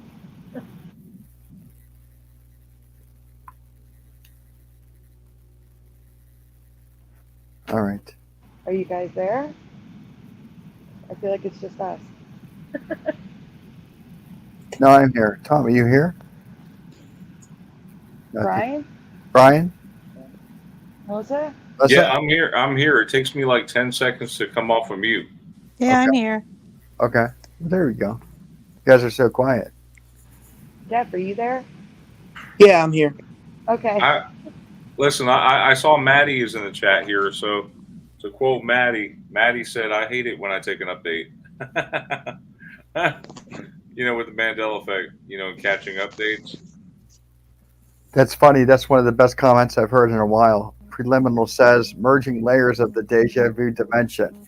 Yeah, that's good. I'll take that. But weren't we thinking about calling the Mandela effect something else at one time? The quantum effect. Yeah, the quantum effect, because the Mandela effect just sounds too silly, doesn't it? I don't know. I like the McMahon effect. That's a big one. Effect. Yeah, McMahon everybody effect. walks around with a big check. Yep. They swear they saw someone with a big check at their front door. Me too. We lost Tom. I like the Berenstein effect, because for me it all comes. The first one I heard was Berenstein Bears, and that's the first one that made my heart sink. You know what I'm saying? Because it was just like, you're kidding me, right? I had to stop the video and go look. Speaking of CERN, I used to be a firm believer of something going on at CERN, and if they were manipulating something, that if they're doing anything at all, I thought maybe they were collapsing realities. That's what I thought. They were just merging realities or collapsing realities. That could be a reason why. And then, of course, like Jeff, I was thinking that it was a merging of timelines, or because we were moving. We're moving, and I couldn't figure out why the land masses were moving. So I said maybe we were going back to an earlier time or a later time, reverting, like you were just saying, Sandy. So that's, I thought of those different things before, and it's one of those things where you got to settle on one thing and still got to live your life, and people think you're going half crazy when you see the things, but you still got to figure it out. Still got to, hopefully, you know, get some. What do you want to get your head above water, so to speak? I'm sorry to interrupt, but Tom is backstage. Tom is backstage. And I do want to mention, maybe it's Mandela says that, let me find it, I just lost it because there's a scrolling chat, about sinks. That's, sinks are, hold on, I will find it, 1 second. Where did she go? I can't find it. That they're picking up. Here we go. The sinks are nearly unbearable these days, she says. And I agree with her. I think the last 3 shows, someone in the chat mentioned something that I'm covering that night. Right. Like, for example, someone would say, I don't even remember what they were, but someone like mentioned like, Donald Duck, and I had a presentation on Donald Duck, and it was just random, like, Right. it wasn't, and it's happening all the time. The sinking is picking up. So I don't know if we're more connected subconsciously, or I don't know what's happening, but I do know that she is absolutely correct. They are picking up and they're getting worse. Frank said something in the chat where he said, we don't know if it is a quantum effect. That's an assumption. How many quantum physicists are in the chat today? And I have to agree. That was one of my major gripes. I said, I'm not a quantum physicist. I'm reading stuff well beyond my, that's not my area of expertise. And reading things way beyond my scope. I'm not into quantum physics, but here I am having to be into quantum physics, reading things way beyond me. But just to say that there's, how many quantum physicists are here, there's a lot more evidence supporting quantum physicists than anything on the Mandela effect. You have actual things in the quantum physics where you can point to and say, hey, maybe this could be a cause, this could be a rationale, this could be a reason. Have you guys ever heard of quantum consciousness? Because that's an important thing to talk about. Yes. Go ahead. It's basically when you have a group of hypotheses proposing that classical mechanics alone cannot explain consciousness. Mm-hmm. What it basically says that instead of quantum mechanical phenomena such as entanglement and superposition, it may play an important role in the brain's function and could explain critical aspects of consciousness, including the Mandela effect. Now, the scientific hypotheses are as yet untested, so they can overlap with quantum mysticism, which is another topic. Brian? Yeah. Ann Gaynor is a physicist. I think Ann Gaynor should make some videos giving us some insight. Ann Gaynor, do you have any videos? No. I just checked her channel and subscribed in case she decides to make any. I mean, my degree, she says she has a physics degree. My degree is computer science. Yeah, but physics is closer to quantum physicist. You understand? At least it's in the same realm. It's not exactly the same, but the same realm. Whereas, we're like, I don't know what Melissa, I'm reading the chat at the same time. Melissa, Ty, and Tom do. I know what you do, Brian. I know what Jeff does. But I certainly, I don't even understand what Brian's talking about half the time. You know what I'm saying? And he's just talking about computer science. So, well, yeah, we're all winging it when it comes to that, is what we're trying to say. The thing is you got to remember that in the quantum field, they're winging it themselves. They argue among themselves. There's a quantum philosophy behind just about everything, and they argue a lot. So when Brian was just talking about the quantum mind, that's what he was referring to. They argue about that. They argue among themselves about what it is, what it does. Can the mind think in the quantum, etc.? Isn't it contradictory, etc.? That's what they get into. So that's all, and Well, that's why I said it's perfectly fine to debate quantum. You don't have to be a physicist because we debate all the things anyways. It doesn't matter. Oh, so I hear you. so so here's the thing. Like when you're talking about quantum, okay,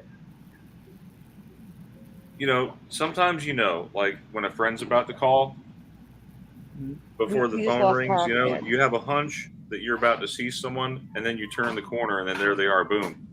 How is it possible that you're thinking about someone and then you see them? That these are coincidences, or what you call synchronicities, I guess. I find that I usually have a great idea every 11 minutes. It's usually on the 11, the 22, the 33, and the 44. I'm not joking. I've never bought into these mystical explanations offered online, but I like to look for concrete answers here. And it was just a curiosity that led me down a rabbit hole here with the Mandela effect. And that's kind of how I stumbled on it, and with YouTube and everything. But what's fascinating is the ties that we have, the entanglements in our brain.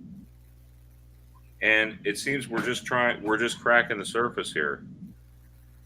And they're just not out there, the answers as you'd expect. It's weird science here at work.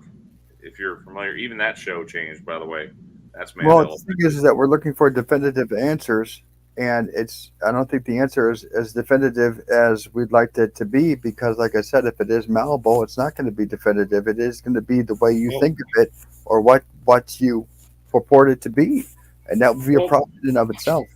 well, what I'm digging at here, okay, what I'm actually trying to say, okay, so like, have you ever felt oddly connected with somebody, and you both have a knack for knowing things, and before they come to light, okay, and basically when you bond so strongly with that other person, and that happens to one affects the other, that's what's happening with quantum, Chris, and yes, the entanglement. yes, If let's say these two particles, let's say, become separated that by thousands of miles, they still hold to that bond, which is, it's astounding, scientists. Okay, but we're also, guys, we're made up of subatomic particles. You know that from studying science, and some scientists believe that our own particles may actually get entangled with other people's particles, like when you fall in love and when you have a strong bond with somebody. I agree. It, it could be why. It could be why.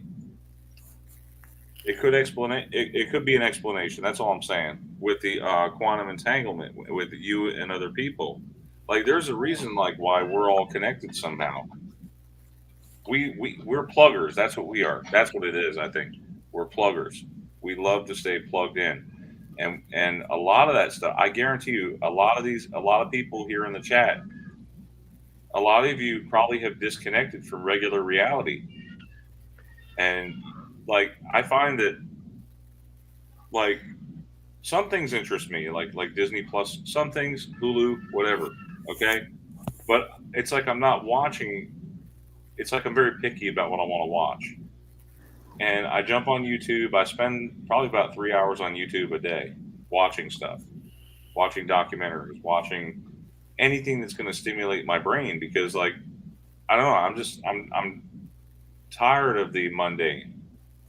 And so I think a lot of us in this chat here are like that. You love to plug away at things. That's why, and we're all empathetic with each other, you know? So that's another thing. Like we actually care, you know. A while back ago, I looked at when I first got into the Mandela effect. I noticed that we were all empaths. By and large, we're all very empathic, and that's something that you just hit on again. So I have to agree once again that we have a lot of similarities between ourselves.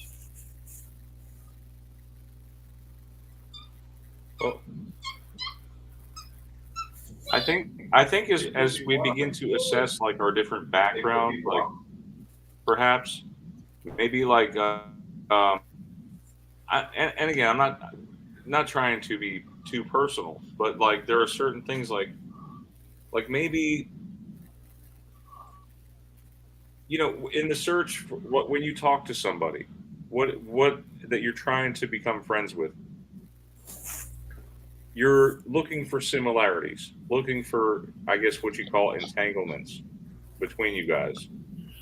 There That are makes some sense. really strong coincidences, synchronicities. That song that you heard playing on the radio may just have brightened that other person's day by sharing it with them. Because we're all searching for something. You know, something big is coming, and we can't deny it. Mhm. I think our Lord and Savior, I believe in it. Our Lord and Savior is coming soon. And we just have to navigate these landmine fields. That's the thing. And it's wonderful. I think it's really great that we have each other. That's all I'm saying. Like, Like I Sandy was really saying, these appreciate everybody. changes. Sandy just brought up about the changes not too long ago. Are we going into an earlier Earth, a later Earth? She couldn't understand where we were in the universe, what it meant. And I have always thought, maybe it's just preparing for something? Would it be preparing for, like Brian said, is it preparing for the Lord? Is that what it is? The changing land masses, the changing maps, is it preparing for the Lord to return? Is that what it is? Is that what it is? Could it be preparing for future wars? Could it be preparing for future problems? For to set up the end? It could be. Could Well, be. I heard somebody say in the comments earlier. I mean, in the live chat that like they're not necessarily a believer, but they know something's not right with this current reality. Right. Oh yeah. Yeah. So that Oh, that absolutely. that Doesn't speaks volumes. Speaks volumes. Way back, doesn't take a rocket science to figure that out. one of the things that one of our big questions in the beginning is we were struggling. You, I, you, me, and Tom and Melissa.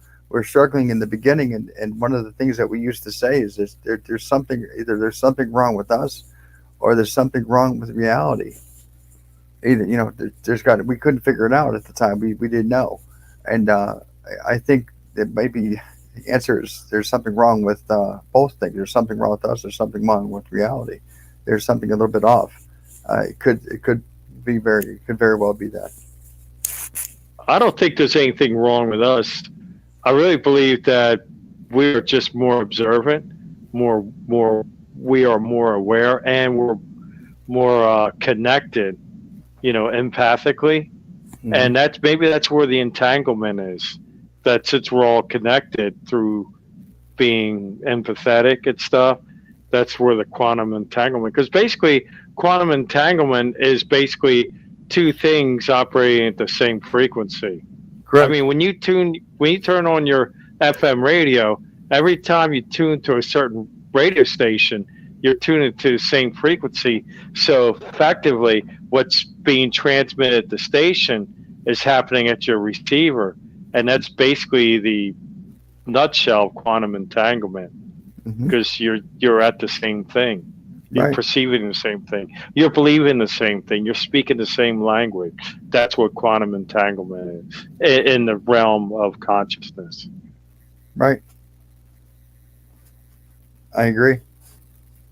But for the big picture, I think it's going to get worse. I don't think it's going to get better. I think it's going to get worse. And like what does Tom say? It's the greatest show on earth. It's the greatest show. It's the greatest show on earth, man. The Ringling Brothers got nothing on it. But when you say it's getting worse, you're basically saying we're going to see a lot more Mandela effects on the way, right?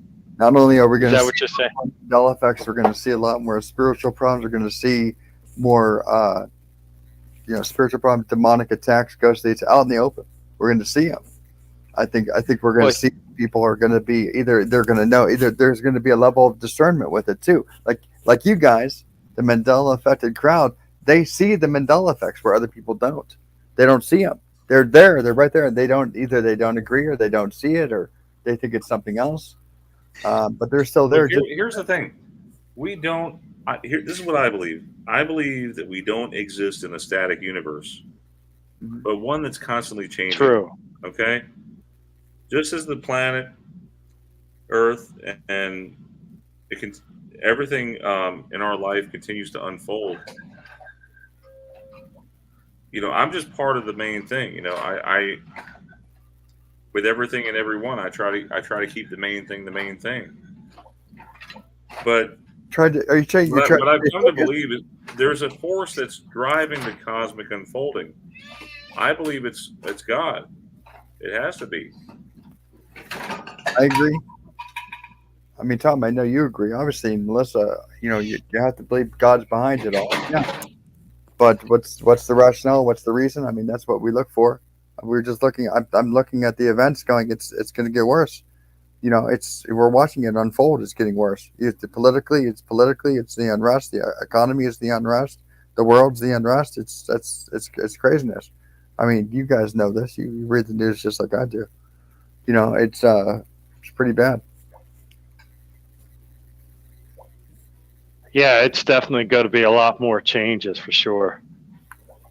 But I think that whole idea of unplugging, it's like in the Matrix. You remember the movie? He had to be disconnected from the main world, right? You remember Neo when he had to become reborn? That's what happens when you get baptized and you choose to accept Christ into your life. It's like you disconnect from the world. Jesus says, if you want to follow me, come pick up your cross, right? We all have our crosses to bear.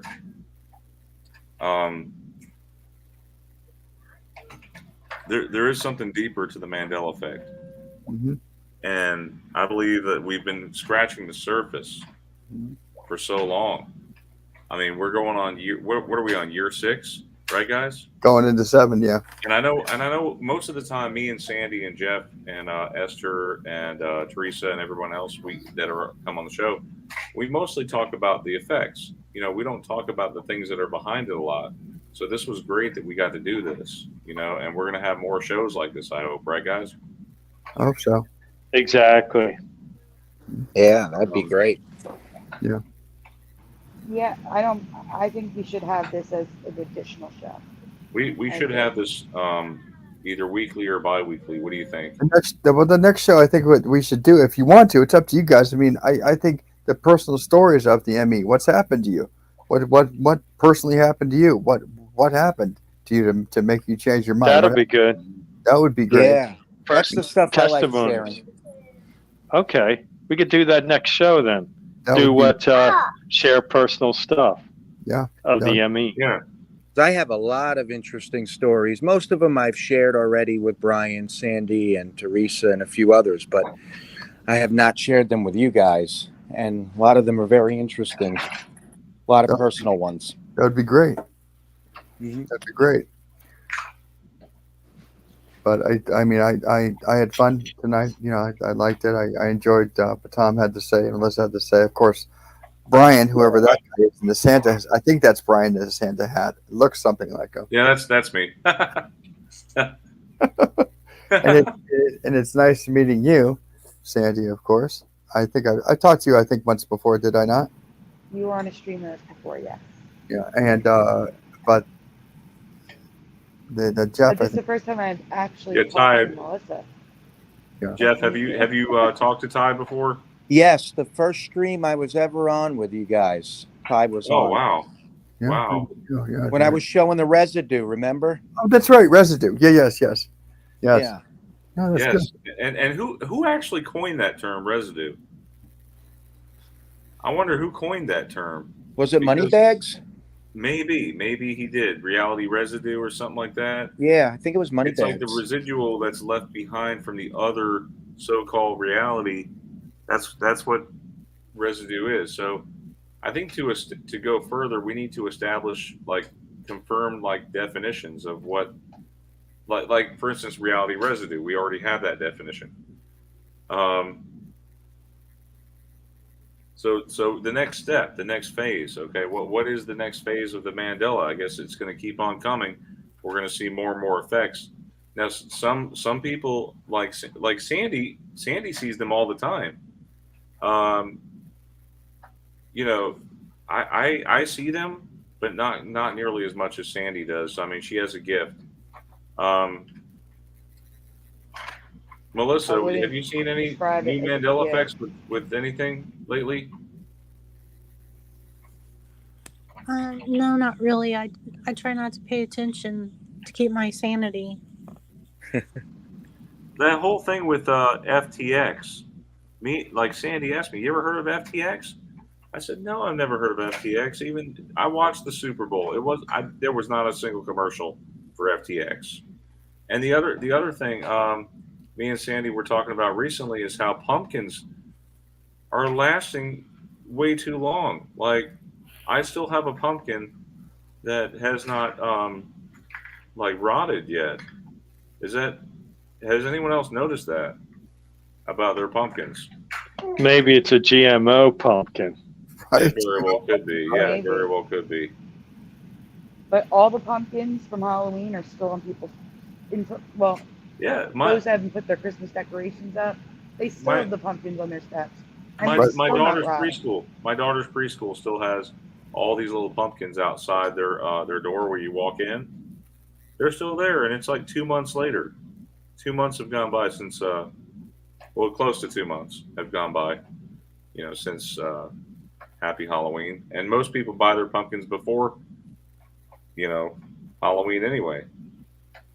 I like what Joe Bloor, he said. It's the GMO pumpkin Charlie Brown. It's the great GMO pumpkin Charlie Brown. The great pumpkin. Dan Esmond And, said, I bought my house with a dry creek behind it. Now there's a hill there. And that's exactly the type of MEs I'm talking about. That's a big deal. That's a big deal. that's a huge deal. That's Can you a huge imagine deal. if you walk outside, you're looking for your car? Oh, I can't find it. Turns out your color was gray and now it's white. Imagine that. Yeah, these are big deals. Yeah. So Fizzy Pop says, this is too much for me. I'm going back to the Oregon Trail. Right. Saw that. Just don't die of dysentery. Right. Or whatever that is. Dysentery. Dysentery, yeah. Hey, Brian, Yes. there's something I want to add, a small thing from what we were Sure. talking about earlier. I feel, and other people have said this, but I feel that everybody's affected. It's just that some people care, some people don't, some people are in denial, some people aren't.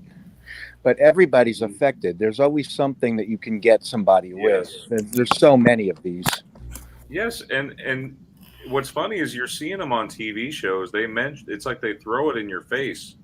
I swear I saw I still remember Howard from Big Bang Theory. You know the Big Bang Theory show? Yeah, I used to watch that. He says Smokey the Bear would like to thank you for something about the fires, and Right. Everybody remembers Smokey he the said Bear. Smokey the Bear. I mean, nobody calls him Smokey Bear. Come on. No. I don't know. So But yeah, there's a bunch of things that this reality that we're in, to me, feels a little bit more hostile, and it may be just because I don't know. It is. Time is moving faster. Maybe people feel like they're always in a hurry. There's a lot of stress, so just make sure you try to control your stress, whatever you're having, and take some time out of your day to thank God for everything. Yep. But yeah, it's definitely more hostile and very ass backwards compared to the reality we used to be in. There's so much that doesn't make sense, and the way people act, and the way they don't see things they should see, or don't understand things that they should understand. To me, that's part of the effect. To me, it's all connected. Right. I agree. I agree too. I believe it's all connected. I think they're I don't want to say they're interlocking parts, but I think they're all there. True, it is connected. Yeah, I think everything's connected. Absolutely. Good and bad. Yes. that is to say, I don't like it. It is what it is. You know, You know, I have That's a true. T-shirt. I have a T-shirt that says that, Ty. I used to say it is what it is, unless it isn't. You know, but I think that's great parenting. well, I used to say, Daddy, I want a golden goose. I used to say, Daddy, I want to Hey. go and goose. It is what it is. but and I used to say all things being equal, and they never are. You know, because life was so unfair when I was a kid. All things being equal, they never are. Michael Fontaine says you may want to check it before it's changed. It's LOL, yeah. But I think I really do, I really do feel it's not something that when I tell people, I talk to them, I tell them I think it's all connected. I think they all have something to do with each other, and the fact that we don't understand them is the real problem. Well, we'll have to talk more about those grade A Mandela effects because we didn't get to go into extensive detail about them and which ones will we say are class A, grade A. One thing I want to do is talk about our. Sorry. Go ahead, Jeff. I was just going to say one thing I want to do is talk about our own personal experiences with each effect. Mm-hmm. I think that would be interesting too. Yeah, like how very good. Yeah, how you came upon it or something. I think that's important because a lot of people think they're going crazy, and the more they hear of other people going through the same thing, they go, "Oh, geez, I'm not crazy," or at least he's crazy like me. You know? Yeah. Well, it helps to have company, that's for sure. Absolutely, yeah. We're all here for the ride. Tom. Yeah, just give your own. Yeah, I was saying, like the next show we do should be like our personal MEs and stuff, and then we could have like a favorite Mandela effect, the one we enjoy, and then the one we totally abhor, or something like that. Sure. Yeah. Huh? I always find I want to talk to a kid who is Mandela affected too, if that's even possible. If anyone in the audience has a kid that's affected, because a lot of kids today, they don't go back and watch classic shows a lot of the time. They watch what's new, and a lot of them do, but a lot of them are affected. I know several who are, and who know more than I thought they knew. Yeah, and I talked with them about it. I just thought it mainly affected us people who are in the 30s, 40s, and 50s. No, I used to think that too, but I started talking to more people, like at work and stuff, and then some of my friends' kids that are actually affected by a lot of the same ones we are. Yeah. How old are they? Some are 11 or 12. Some are teenagers. Some are in their early 20s. All ages. I've talked to plenty of people who are affected. I know a lot of people who are affected of all ages. Well, Preliminal was just saying, when I first saw China with Mongolia, the look on my face and how I felt, wow. So if you go pull up a map now and look at China and Mongolia, it looks like Mongolia is almost as big as China, if not bigger. That's a change for sure. China to me was a lot bigger. It was not quite. It's about half the size of Russia, I think. And same with India. India seemed like it was larger, and now it looks like the size of Texas. I don't know. And now there's a Great Wall of India. Yeah, there's a Great Wall of India. That one got me. Yeah, me too. Because nobody ever talked about that, and you would think we would have heard about that before. Exactly. Yes. Crazy. Yes, with as many people who travel the world. The Great Wall of what? India. India. Uh-huh. Yeah, there's a Great Wall of India. Oh, how about here's another one: time zone change in America. Like you have Eastern, Central, Standard, and Mountain Time, and the borderline has changed. I talked to one person who traveled between Georgia, South Carolina, and Mississippi, and they realized that they remember the time shift was a lot further out, not going through states. Right. And that was a real mind blower for me. Preliminary Big mind says, blow. Preliminary says there was no Mongolia at all in mind. None. That was all China. And Preliminary is exactly right. That's the way I remember. There was no Mongolia at all. It's all China. And then one day I woke up. What's this? Mongolia? No, it's all China. Yeah, that is strange. Yeah, Yeah. it was very strange. We were freaking out over that. We couldn't believe it. But here's the thing: it's talking about like time travel and stuff like that. I found a pretty cool joke about President Putin, I guess. So the Russian Prime Minister Medvedev comes to President Putin and nervously tells him to abolish time zones, right? So he says, I fly to another city, called home, and everyone is asleep. I woke you up at 4 a.m., but I thought it was only evening. I call Angela Merkel to congratulate her on her birthday, and she tells me it had it yesterday. I wish the Chinese president had a happy new year, and he says it will be tomorrow. Indeed, Putin replies, but that's only minor stuff.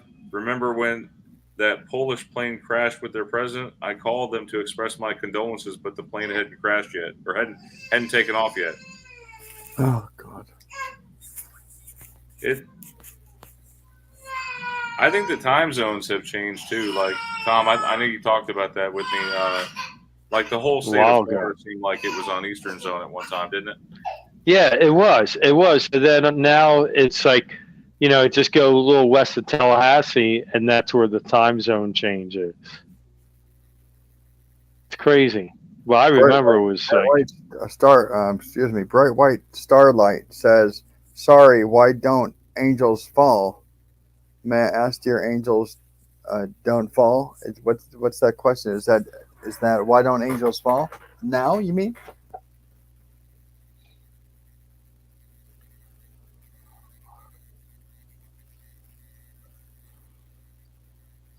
I know if a She bell partially rings, they get the responded, said wings. See what she's gonna say. that they either get back up and dust off their wings, but there is no war yet. Oh, Or turn into demons.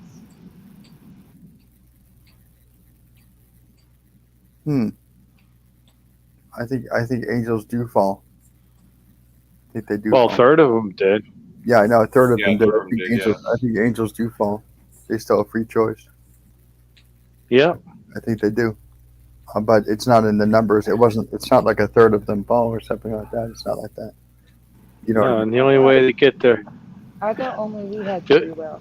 Hey, John Nava's in the chat. Hey, John. Well, too. Oh yeah, what's that? What was that about the Mandela effect? That mentioned about the Tiananmen Tank man. about the guy with the grocery bags, or he didn't. Yeah, the tank man. Yeah, he had grocery bag. Yeah. That was a huge ME for a lot of people. Absolutely.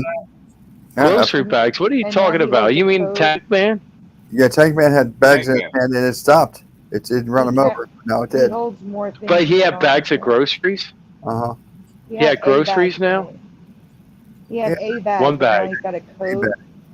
No, he had. Didn't he have 2 bags? I think it's no. I I think he had remember one one bag, but now One bag he's and got the other hand out front. more things in his hand. Okay. Yeah, Brian, pull up a picture if he can. Maddie says Tank Man. See what it is now. There's even a statue which shows you clearly what was in his arms. Yeah, it was a Chinese protester. Yeah.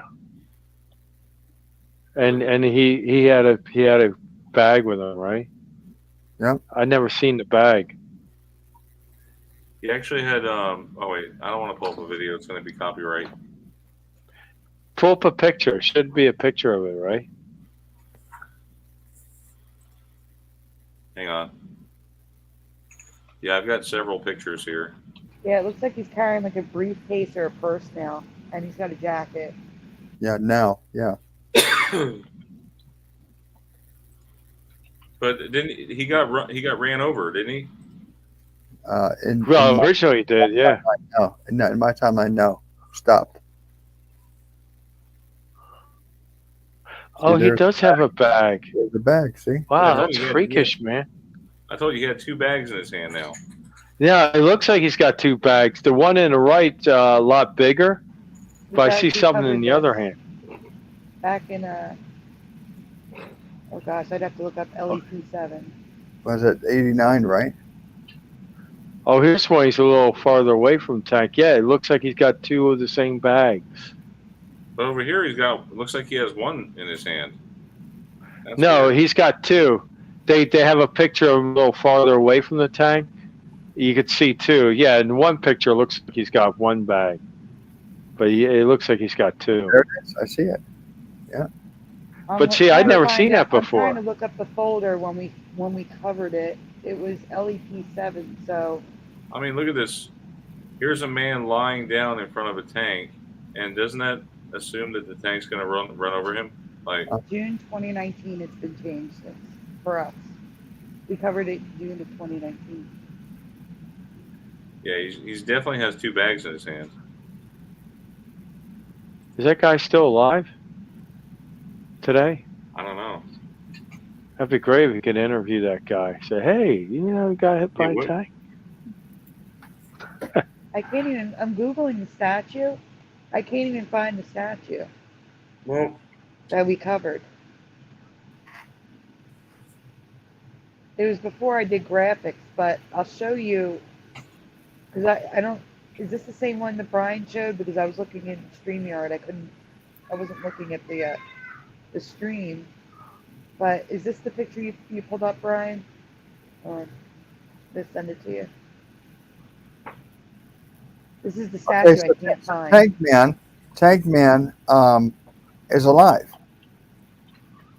he is? Tank Oh, he's still alive today. Tank Man did not get run over.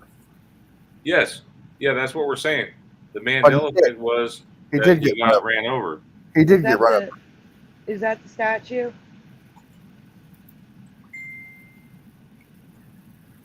Are you showed? Because that's the one I can't find right now.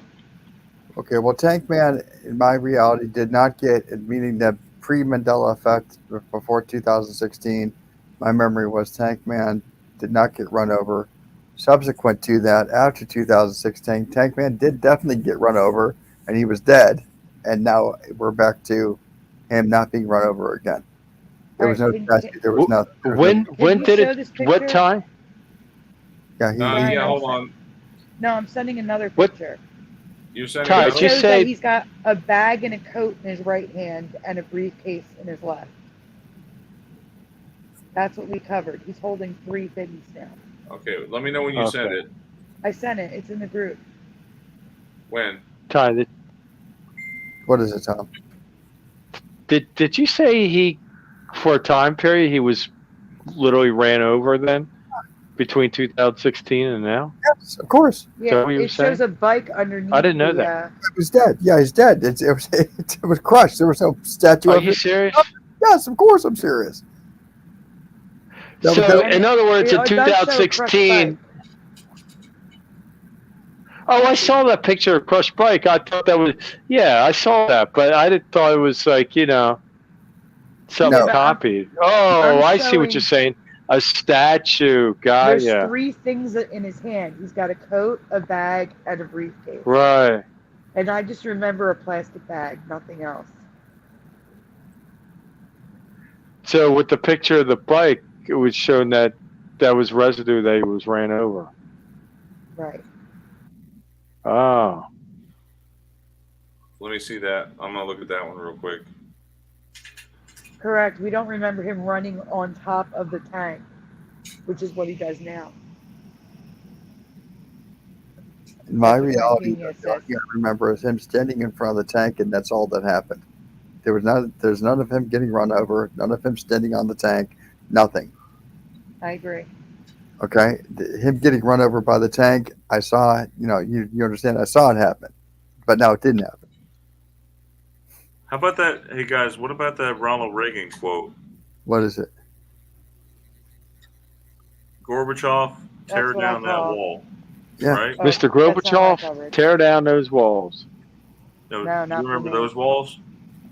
That wall for me. Tear I down. remember that wall. Now it's this wall. This Tear down. tear down this wall. Tear down This wall. this. And that, No, but we it haven't wasn't touched on that this. tonight. I It's know real we talk. haven't Tear touched on that down tonight. We haven't talked about that the wall. singular and the plural. Things that are plural are turning singular, and things that are singular Right. are turning plural most of the time. And female, male, male, female. They go back and forth. Ones and zeros. Uh-huh. Zeros Go and back ones. But this wall Crazy. doesn't make sense because he wasn't Or standing ones in and front of zeros. it. It's that wall that he was pointing to. Yep, that's what I remember. Tear down that wall. I remember it clearly. Yeah. Okay. It's Crazy. just like I mean, there's a lot of quotes that change. Like I covered Nixon, I am not a crook, and now it's I'm not a crook. But I remember him saying with conviction, I am not a crook. Yes, that's how And he now said it's it. we see a lot of these little changes, but they're One of the huge because biggest they shouldn't ones. change. One of the biggest ones is Rodney King. That is a Yes. ridiculous change. I can't even believe that one. What is it? What the one with that one? What was it again? It was, can't we all just get along? And now it's just, can we get along? Can we just get along? Something like that. It's so stupid how it Yeah, can sounds we get now. along? There's like no conviction in his voice anymore when he says it. It used to be, can't we all just get along? And there were parodies of it everywhere. Yeah, wasn't it on like Hot Shots 2 or something like that? I think I saw it on Hot Shots 2. Might have been on that, but it was on In Living Color, Jim Carrey, Yes. and I forget who played him. So funny. In, It's so funny you mentioned Jim Carrey because this morning, my mom, she sent me something on my phone. It was like the first time Jim Carrey ever made his debut on night television. It was on what was it? Who was that late night host that used to be on there? David Letterman. He was on David Letterman. His Jim Carrey's first debut.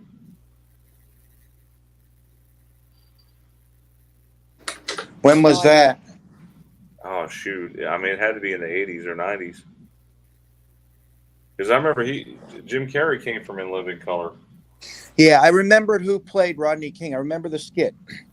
It was David Allen Greer and Jim Carrey, and they were David Allen Greer was repeating the quote, "Can't we all just get along?" And all the other shows that parodied that said the same thing the same way. And now it's just so like toned down, like not even close to the same quote that everybody remembers. Can we all get along? Can we get along? That's what I it will is be right now. back. I'm still here, but I'll be right back. It's not. Yeah, it's not. I can tell there's not enough conviction in his voice too. Yeah, it's not even close to the same. It's such a ridiculous change. Yeah, it was. I agree. I remember it being parodied ad nausea. It was terrible. It was parodied. It wasn't even funny anymore. Yeah, It wasn't a funny thing anyways. They're just trying to make light to a bad riotous situation, and it was terrible. And that's what they went with. yeah. And also, there's a video years later of Rodney King quoting himself the way we all remember. Mm-hmm. Yep. Yeah, that happened. That happens quite a bit, though. Oh yeah, it does. Happens quite a bit. But that's the world we live in. Mhm. And 6 of one, half a dozen in the other. The press could have misquoted him in the beginning, but I'm betting I want to believe that when someone said it, just like the interpretation of a book, you go to the author. The author tells you what he meant. I'm sure Rodney King at the time knows what he said. Yes, It doesn't matter what the newspapers say. Rodney King himself knows what he said. exactly. And that's the point. So I take his word over some newspaper. Me too. Luke, I am your father. Yep. James Earl Jones quoting it that exact way. Yeah, Why would he do that? Yeah, right. Why would he do that? Because he wants to create a fuss? Maybe his career is not going too well. What's crazy is you do find reality residue for that. I actually I had one of those Christmas ornaments somewhere. It was Darth Vader. He actually says, "Luke, I am your father." It says it. Yes. I'm serious. Like, I've how seen is that that. possible? Why would there be reality residue of it? Right. Oh If that well, was you the want to hear? quote- Oh, I got a great reality residue. It was a clip from Saturday Night Live. They had Mark Hamill on there. They were selling him off as like some kind of slave. And then they had this caller call and say, "Hey, can you do that line, Luke, I am your father?" And then Mark Hamill says, "I didn't say that. Darth Vader said it. Say the line." He goes, "Luke, your father." Like he actually knew for a fact. And this is the actor, Mark Hamill, repeated the phrase that Darth Vader said. And the thing I mean, is, that's like solid residue from the actor himself. when they do movies is not like television at all. One of the reasons why people don't like to do movies, and there's some actors out there that don't like to do movies, they don't like to do movies mainly because they have to do sometimes 20, 30, 40 takes of the same scene because the producer, the director, they want it done a specific way, and they have to do it so many times. And there's some actors, some actresses out there that don't like to do it 20, 30, 40 times. They don't want to. So when they did Star Wars back in '76 to have it released in '77, they had to do it that many times. So what I'm trying to say is, I'm sure they know what they said. They did it a number of times to get the line. Yeah, exactly. So it wasn't like that was a one-off. It wasn't a soap opera. Right. It wasn't a one-off. Right. They definitely remember what they said. No doubt. No doubt. So I take the actor's word again over what people are saying. No, that's what Right. they. And we've seen it so many times with so many different actors and so many different quotes. Right. Like And with Jaws. The residual proof, and that's why when you heard me talking about the Lindbergh baby, there's been so many references in pop culture to the Lindbergh baby being missing over and over and over again. Right. Why in the world would they do a parody of a dead infant? Right. No. Nope, that's not funny. That's not funny in any culture. It wasn't funny in the 60s, 70s, 80s, 90s. Exactly. It's certainly not funny now. Right. And it wouldn't make sense for them to do the joke the way they did it if the baby was found. Correct. I remember in The Simpsons, Grandpa Simpson said he's the Lindbergh baby. Why would they make that joke if he was found? Right. Ty, weren't you I just telling put me up about how you saw other people's channels being on repeat? It seemed like some people come up with new stuff for a while, but it was the same old stuff, but it was new to them. There's a lot worse than that. Yeah, tell us about that one. Well, this is about something that happened. This is something that again, this is a personal Mandela effect that goes beyond Mandela effects. It's something where it was me and people that were Mandela affected. It was 4 of us together, and we were talking about the Mandela effect as we often do. And we happened to come across a channel, which was Brian's channel, and Brian had a new Mandela effect. Okay, Brian had a new Mandela effect, and I looked at it and I said, "Didn't we already do that?" And we all agreed, "Yeah, we already did that," because not only did we see it, we were on the show. We all were, and we said we did that. I remember we did it. We were showing residual. Remember, this wasn't last week. This was a couple years ago. So I looked, simply enough, through Brian's history, trying to find the show that we were on. I couldn't find it. I said, well, you know what? Maybe we're wrong. Maybe we're not remembering correctly. Let me go and let me look at other people's shows. Maybe it's on their show. And I looked through their stuff, and I couldn't find any reference to anything. Going back we're spending way too much time, 45 minutes going through everything. I can't find it. I know we did it. This isn't new. No, everyone agrees it's not new.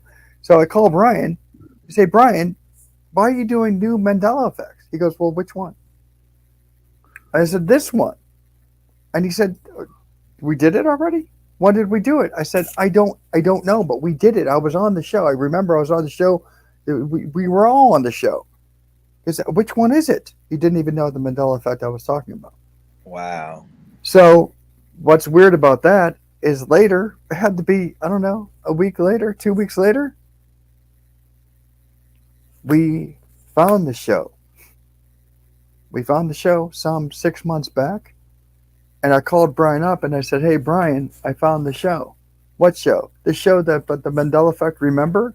What are you talking about? Remember I called you about the Mandela effect that you did, that I said you already did? No, I'm sorry. He said, I've been working a lot. I don't remember. He didn't remember anything. It was not one call. It wasn't me calling us. We called him collectively. 4 of us at once called him on a group call. How do you forget that? You didn't remember. Wow, that's crazy. Yeah, and during that time period, we called a bunch of other people and asked them, remember about where we're at in the Milky Way? They all gave the wrong answer. It was really strange. They all said we were still on the Sagittarius arm. Yeah, they all did. And Brian's videos were missing. It was like everybody else was back in time and we were further ahead in time. It was the weirdest thing. Like, what is going on? Right.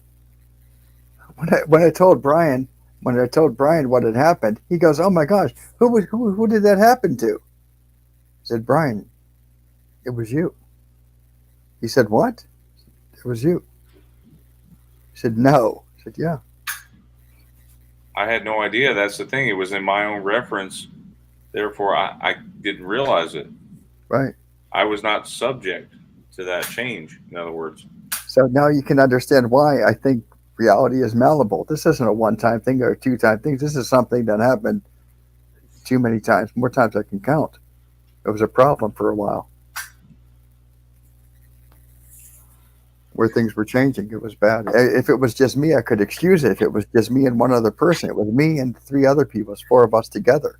We were all seeing it. We were all collectively losing our minds. We're like, what's going on? Yeah, and when we called Kira, and she knew all about it. She was like, Yep. "Oh yeah." Wait, She's like, Kira? Yeah. Kira. She was like, You "Yeah." mean Kira Winters? Yeah. No way. Yeah. Yeah. So At that point, we were desperate. We were trying to contact anybody that could give us an answer. she said it's called looping, and we were like, "Okay, looping." Okay, thank you, looping. Thank you. Yeah. Yeah. I had to, at the end, I had to call Cynthia Sue Larson. You know what's funny? You just mentioned looping. We talked about Fruit Loops earlier. Me and Teresa did a live phone call. We called up this place called Voodoo Donuts.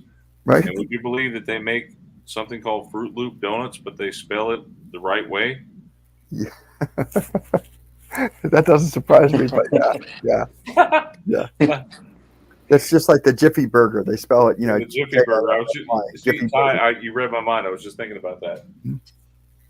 And when they called to find out about it, the Jiffy Burger people didn't have any idea what you were talking about. They had no idea. They still thought Jiffy is peanut butter, right? They had no idea.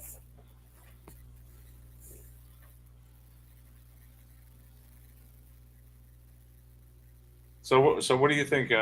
What's your? Do you have a positive outlook on the Mandela? Me? I do. You know what that is? There'll be more Mandela effects on the way, and the greatest show on earth still continues. And you don't even have to pay for the tickets for it. It's free of charge. Yeah, the Mandela effect. That's the way I look at it. Whether or not I investigate or not, I find them. I just, it's just I just have. It seems like they speak to us though, in so many ways. Like there's some just completely just resonate with you, and I actually. Who cares about JCPenney? Right. Mainly the people that shop there. If you've ever shopped there before, you love their clothes, you love their stuff. Except for now, it's not their stuff anymore. It's somebody else's. It's got an EY in it now.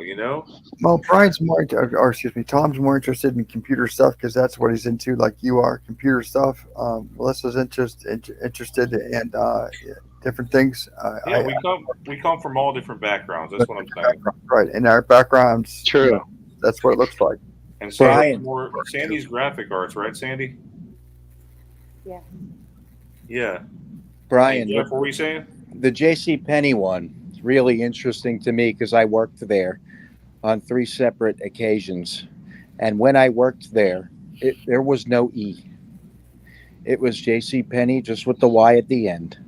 Do you have anything to prove it, like maybe a name tag or something like that? Something to prove it, like a No, Facebook. I threw them all out when I quit. But I mean, they would Probably have all got changed anyway, shifted. wouldn't they? Yeah, Yeah, it would have yeah, they changed would. anyway. Yeah, my Chick-fil-A name tag, I keep it somewhere on my desk. It's changed. Have you looked at the Last Supper lately? Yeah, the Last Supper, Oh, that yeah. that's something that keeps changing. I've The covered that about table. 4 Change. That whole times. thing's a mess now. There's more bread on the table, right? And there's more glasses The and more floor wine is and stuff. different. The legs are different. The tablecloth is different. You can see their feet with shoes now. The bread, Brian, the wine glasses, with the glasses on the table. There's patterns on the dishes now. The walls have changed. The backgrounds changed. I've covered that so many times. It's ridiculous. Some Mandela effects just constantly change, and there's also pleated patterns in the tablecloth, like you can see how it was folded. It's crazy. There's so many changes. Tell you what, the day I see electric toaster on the table, I'm done. Yeah, I mean, you look at it.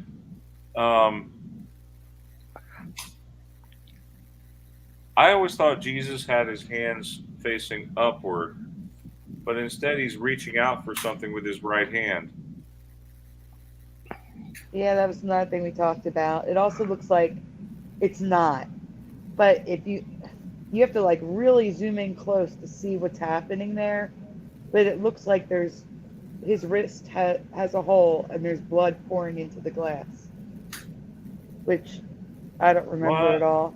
During this time, just to let you know, because you were talking about the Mandela effect, remember I said the YouTube channel changed. During that time, we're looking at everything daily, looking at the maps, the artwork, everything that you're mentioning, whether it's Da Vinci, Mona Lisa, maps, artwork, whatever it is, daily. We're looking at the stuff daily, and we're looking at changes daily. It was Melissa, crazy, right? Every day we're looking at it. It's changing all the time.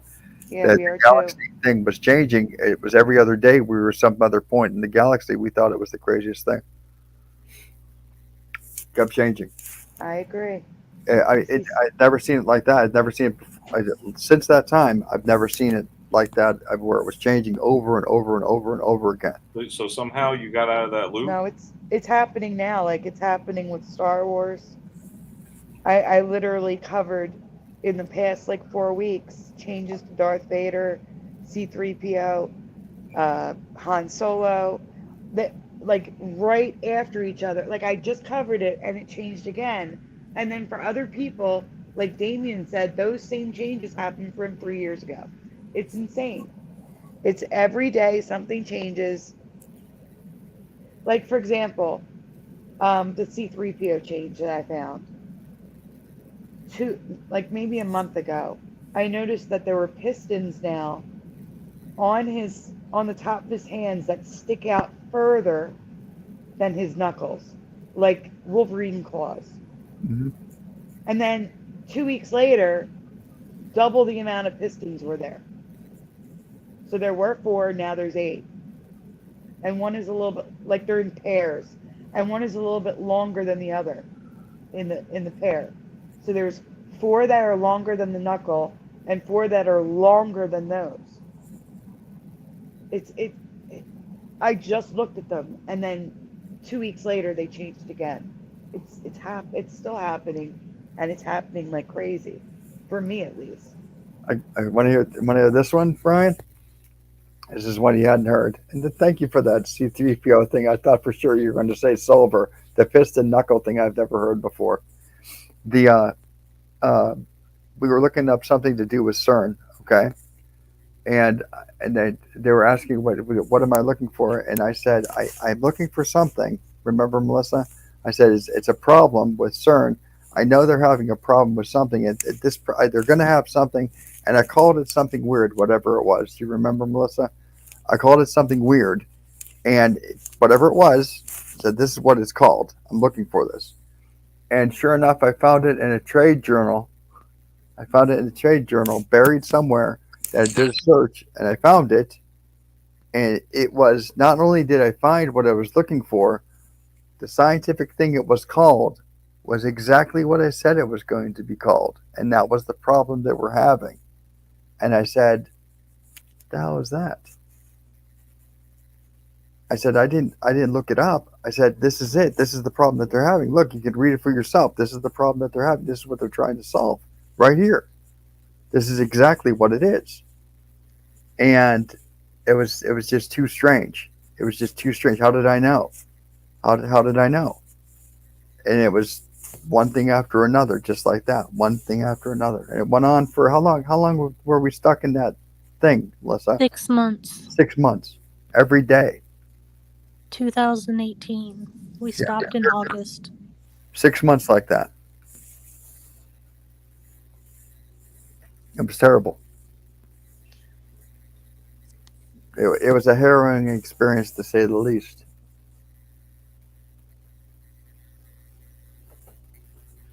I just realized I was muted. That's horrible. It was horrible. It was horrible. That maps were changing. The states were changing. The position of the states were changing on a daily basis. Are you guys? Moneybag 73. His name changed. When I brought it to Brian's attention on any of these major changes, or I thought for sure Brian would notice, Brian didn't notice anything that I showed him. Nobody did. Nobody did. Anything I showed them, they didn't see it. Nope. Nope. Everybody, That's we'd crazy send to them me. pictures and stuff, and they would be like, okay. Okay.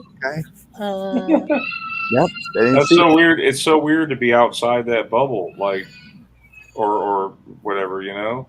It would be like Sandy showing C-3PO's knuckles sticking out and saying, it's always been like that. Mm-hmm. Yeah. The equivalent. Yeah. Yeah. Over and over and over again. Uh-huh. And I just want to mention, you thought I was going to mention the silver part. No, instead it's Darth Vader that's turning silver. Oh, His really? neck is That's great. Yeah. That's great. Soon it will be Darth Vader's the good guy. Luke's the bad one. He also has fangs now that stick out. That's awesome. Oh, Not- what? Yeah, awesome. I don't Daddy, think go, Daddy, go. I don't think once you're awake and you see them that you can go on without seeing stuff. I mean, Right.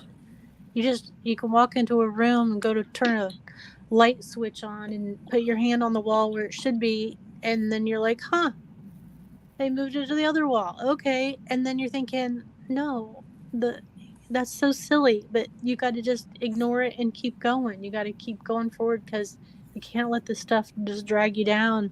Right. Where you're paranoid and you feel crazy. There's people out there that have lost everyone in their family. They're all alone. They're lonely, and there's no one near them that they can relate to, and it's tearing people up. So you just got to know, even though you are awake and you do see these things, you just got to keep going forward and not let them mess with you too much. Right. You got to keep. Well, That's a really good analogy too. There's one good hope though. If you have somebody that passed away or something, it's a possibility they might be like next day you wake up, oh, they never passed away, you know? Yeah, we were all hoping that too. Yeah. I hope for that. I've never had that happen. But there are people, and I love it. Obviously, I just lost my cat, so I would love to wake up and him be here. But I'm not going to hold Wake up hope tomorrow for that. morning, he's purring. Yeah. That would But be I'm just amazing, saying but that it's a possibility. Yeah. Went to work one day. This is an easy one. I went to work one day, and I said to my wife, I said, when did you guys get a new sign? She said, it's not new. I said, sure, it's new. She said, yes, I know it's new, but go look at it. And I went and got out. I got out of the car. Go look at the sign. It's a big sign. It's 10 feet tall. I look at it. There's rust. There's corrosion. I get back in the car. She said, well, I said, it's not new. But it is new. She goes, oh, I know. It's new to you, but it's Hey. always been there. It's always been there. Yeah. Wow. Yeah, that's just one of many That's a. weird things. Weird. I bet that's a grade A Mandela to you for sure. It's personal, a small thing. It doesn't mean anything. It's just small. You know, just small. But you have things like that, Tom. Melissa, of course, you know, we talk about that Yeah. stuff all the time when we have nothing better to do. We're like, God, this is bothering me. You know. Yeah, just little things, but that's through the years. That's why we try to keep that. See, if it was just about advertisements and movie lines and logos, I wouldn't care. But in real life, things are happening, and that's why we try to keep things on the, and to try to keep quiet about it because we see it all the time. We have to stop. We're like, okay, and it's. I used to say, I think it knows that we know. You know what I mean? Can Like I say something really quick? Go ahead. Talking about the time moving faster. Those of you in the chat that knew my cat passed away, does it surprise you that, well, today now for me, but if you're still on the 7th, tomorrow, it was a month ago? Oh, I'm so sorry. Okay, I'm just saying it's a month already. Doesn't feel anywhere near like a month. And I just attribute that to time speeding up. Okay. Especially during this time, it's a holiday, so I'm sorry for your loss. Thank you. But with all that being said, I appreciate you having me on. We did a Yeah, longer. me too. And, Yeah, guys. I got to put the little one to bed. It's way past her bedtime. It was nice having everyone come on. Thank you all, and we hope to do this again soon. Like, are we planning on doing this weekly? whatever you want to do, Brian, you know that. I would Yeah. aim for, well, if you guys could do it weekly, I might not be able to do it every week because I do have 2 other shows to do. Well, of course, yeah. Anyone who can make it, we'll do it again next Wednesday. How's that? Yeah, whatever you want to do sounds good. We'll sync up. We'll have some synchronicity. We'll sync Yeah. up, and but Yeah, we'll synchronize. I think it's Yeah, important. we'll synchronize. I think it's important that we share, and I think it's important that we help each other any way that we can. We come together and we say Shazam, right? Exactly. All right, fair enough. But anyways, thank you so much, guys. Jeff, it's good talking to you, beating you. Sandy, Good it's good talking to you. again, apparently. And Yeah, nice talking to you all. and I will, talk to everyone again at some point. Be safe, okay? All right. Yes, you too. All right. Keep tight. Have a All good right. night, You have a everyone. good one, you guys. Good night. Have a good night, night. everyone. Night, everyone. Night, everyone. Good night, John Boy.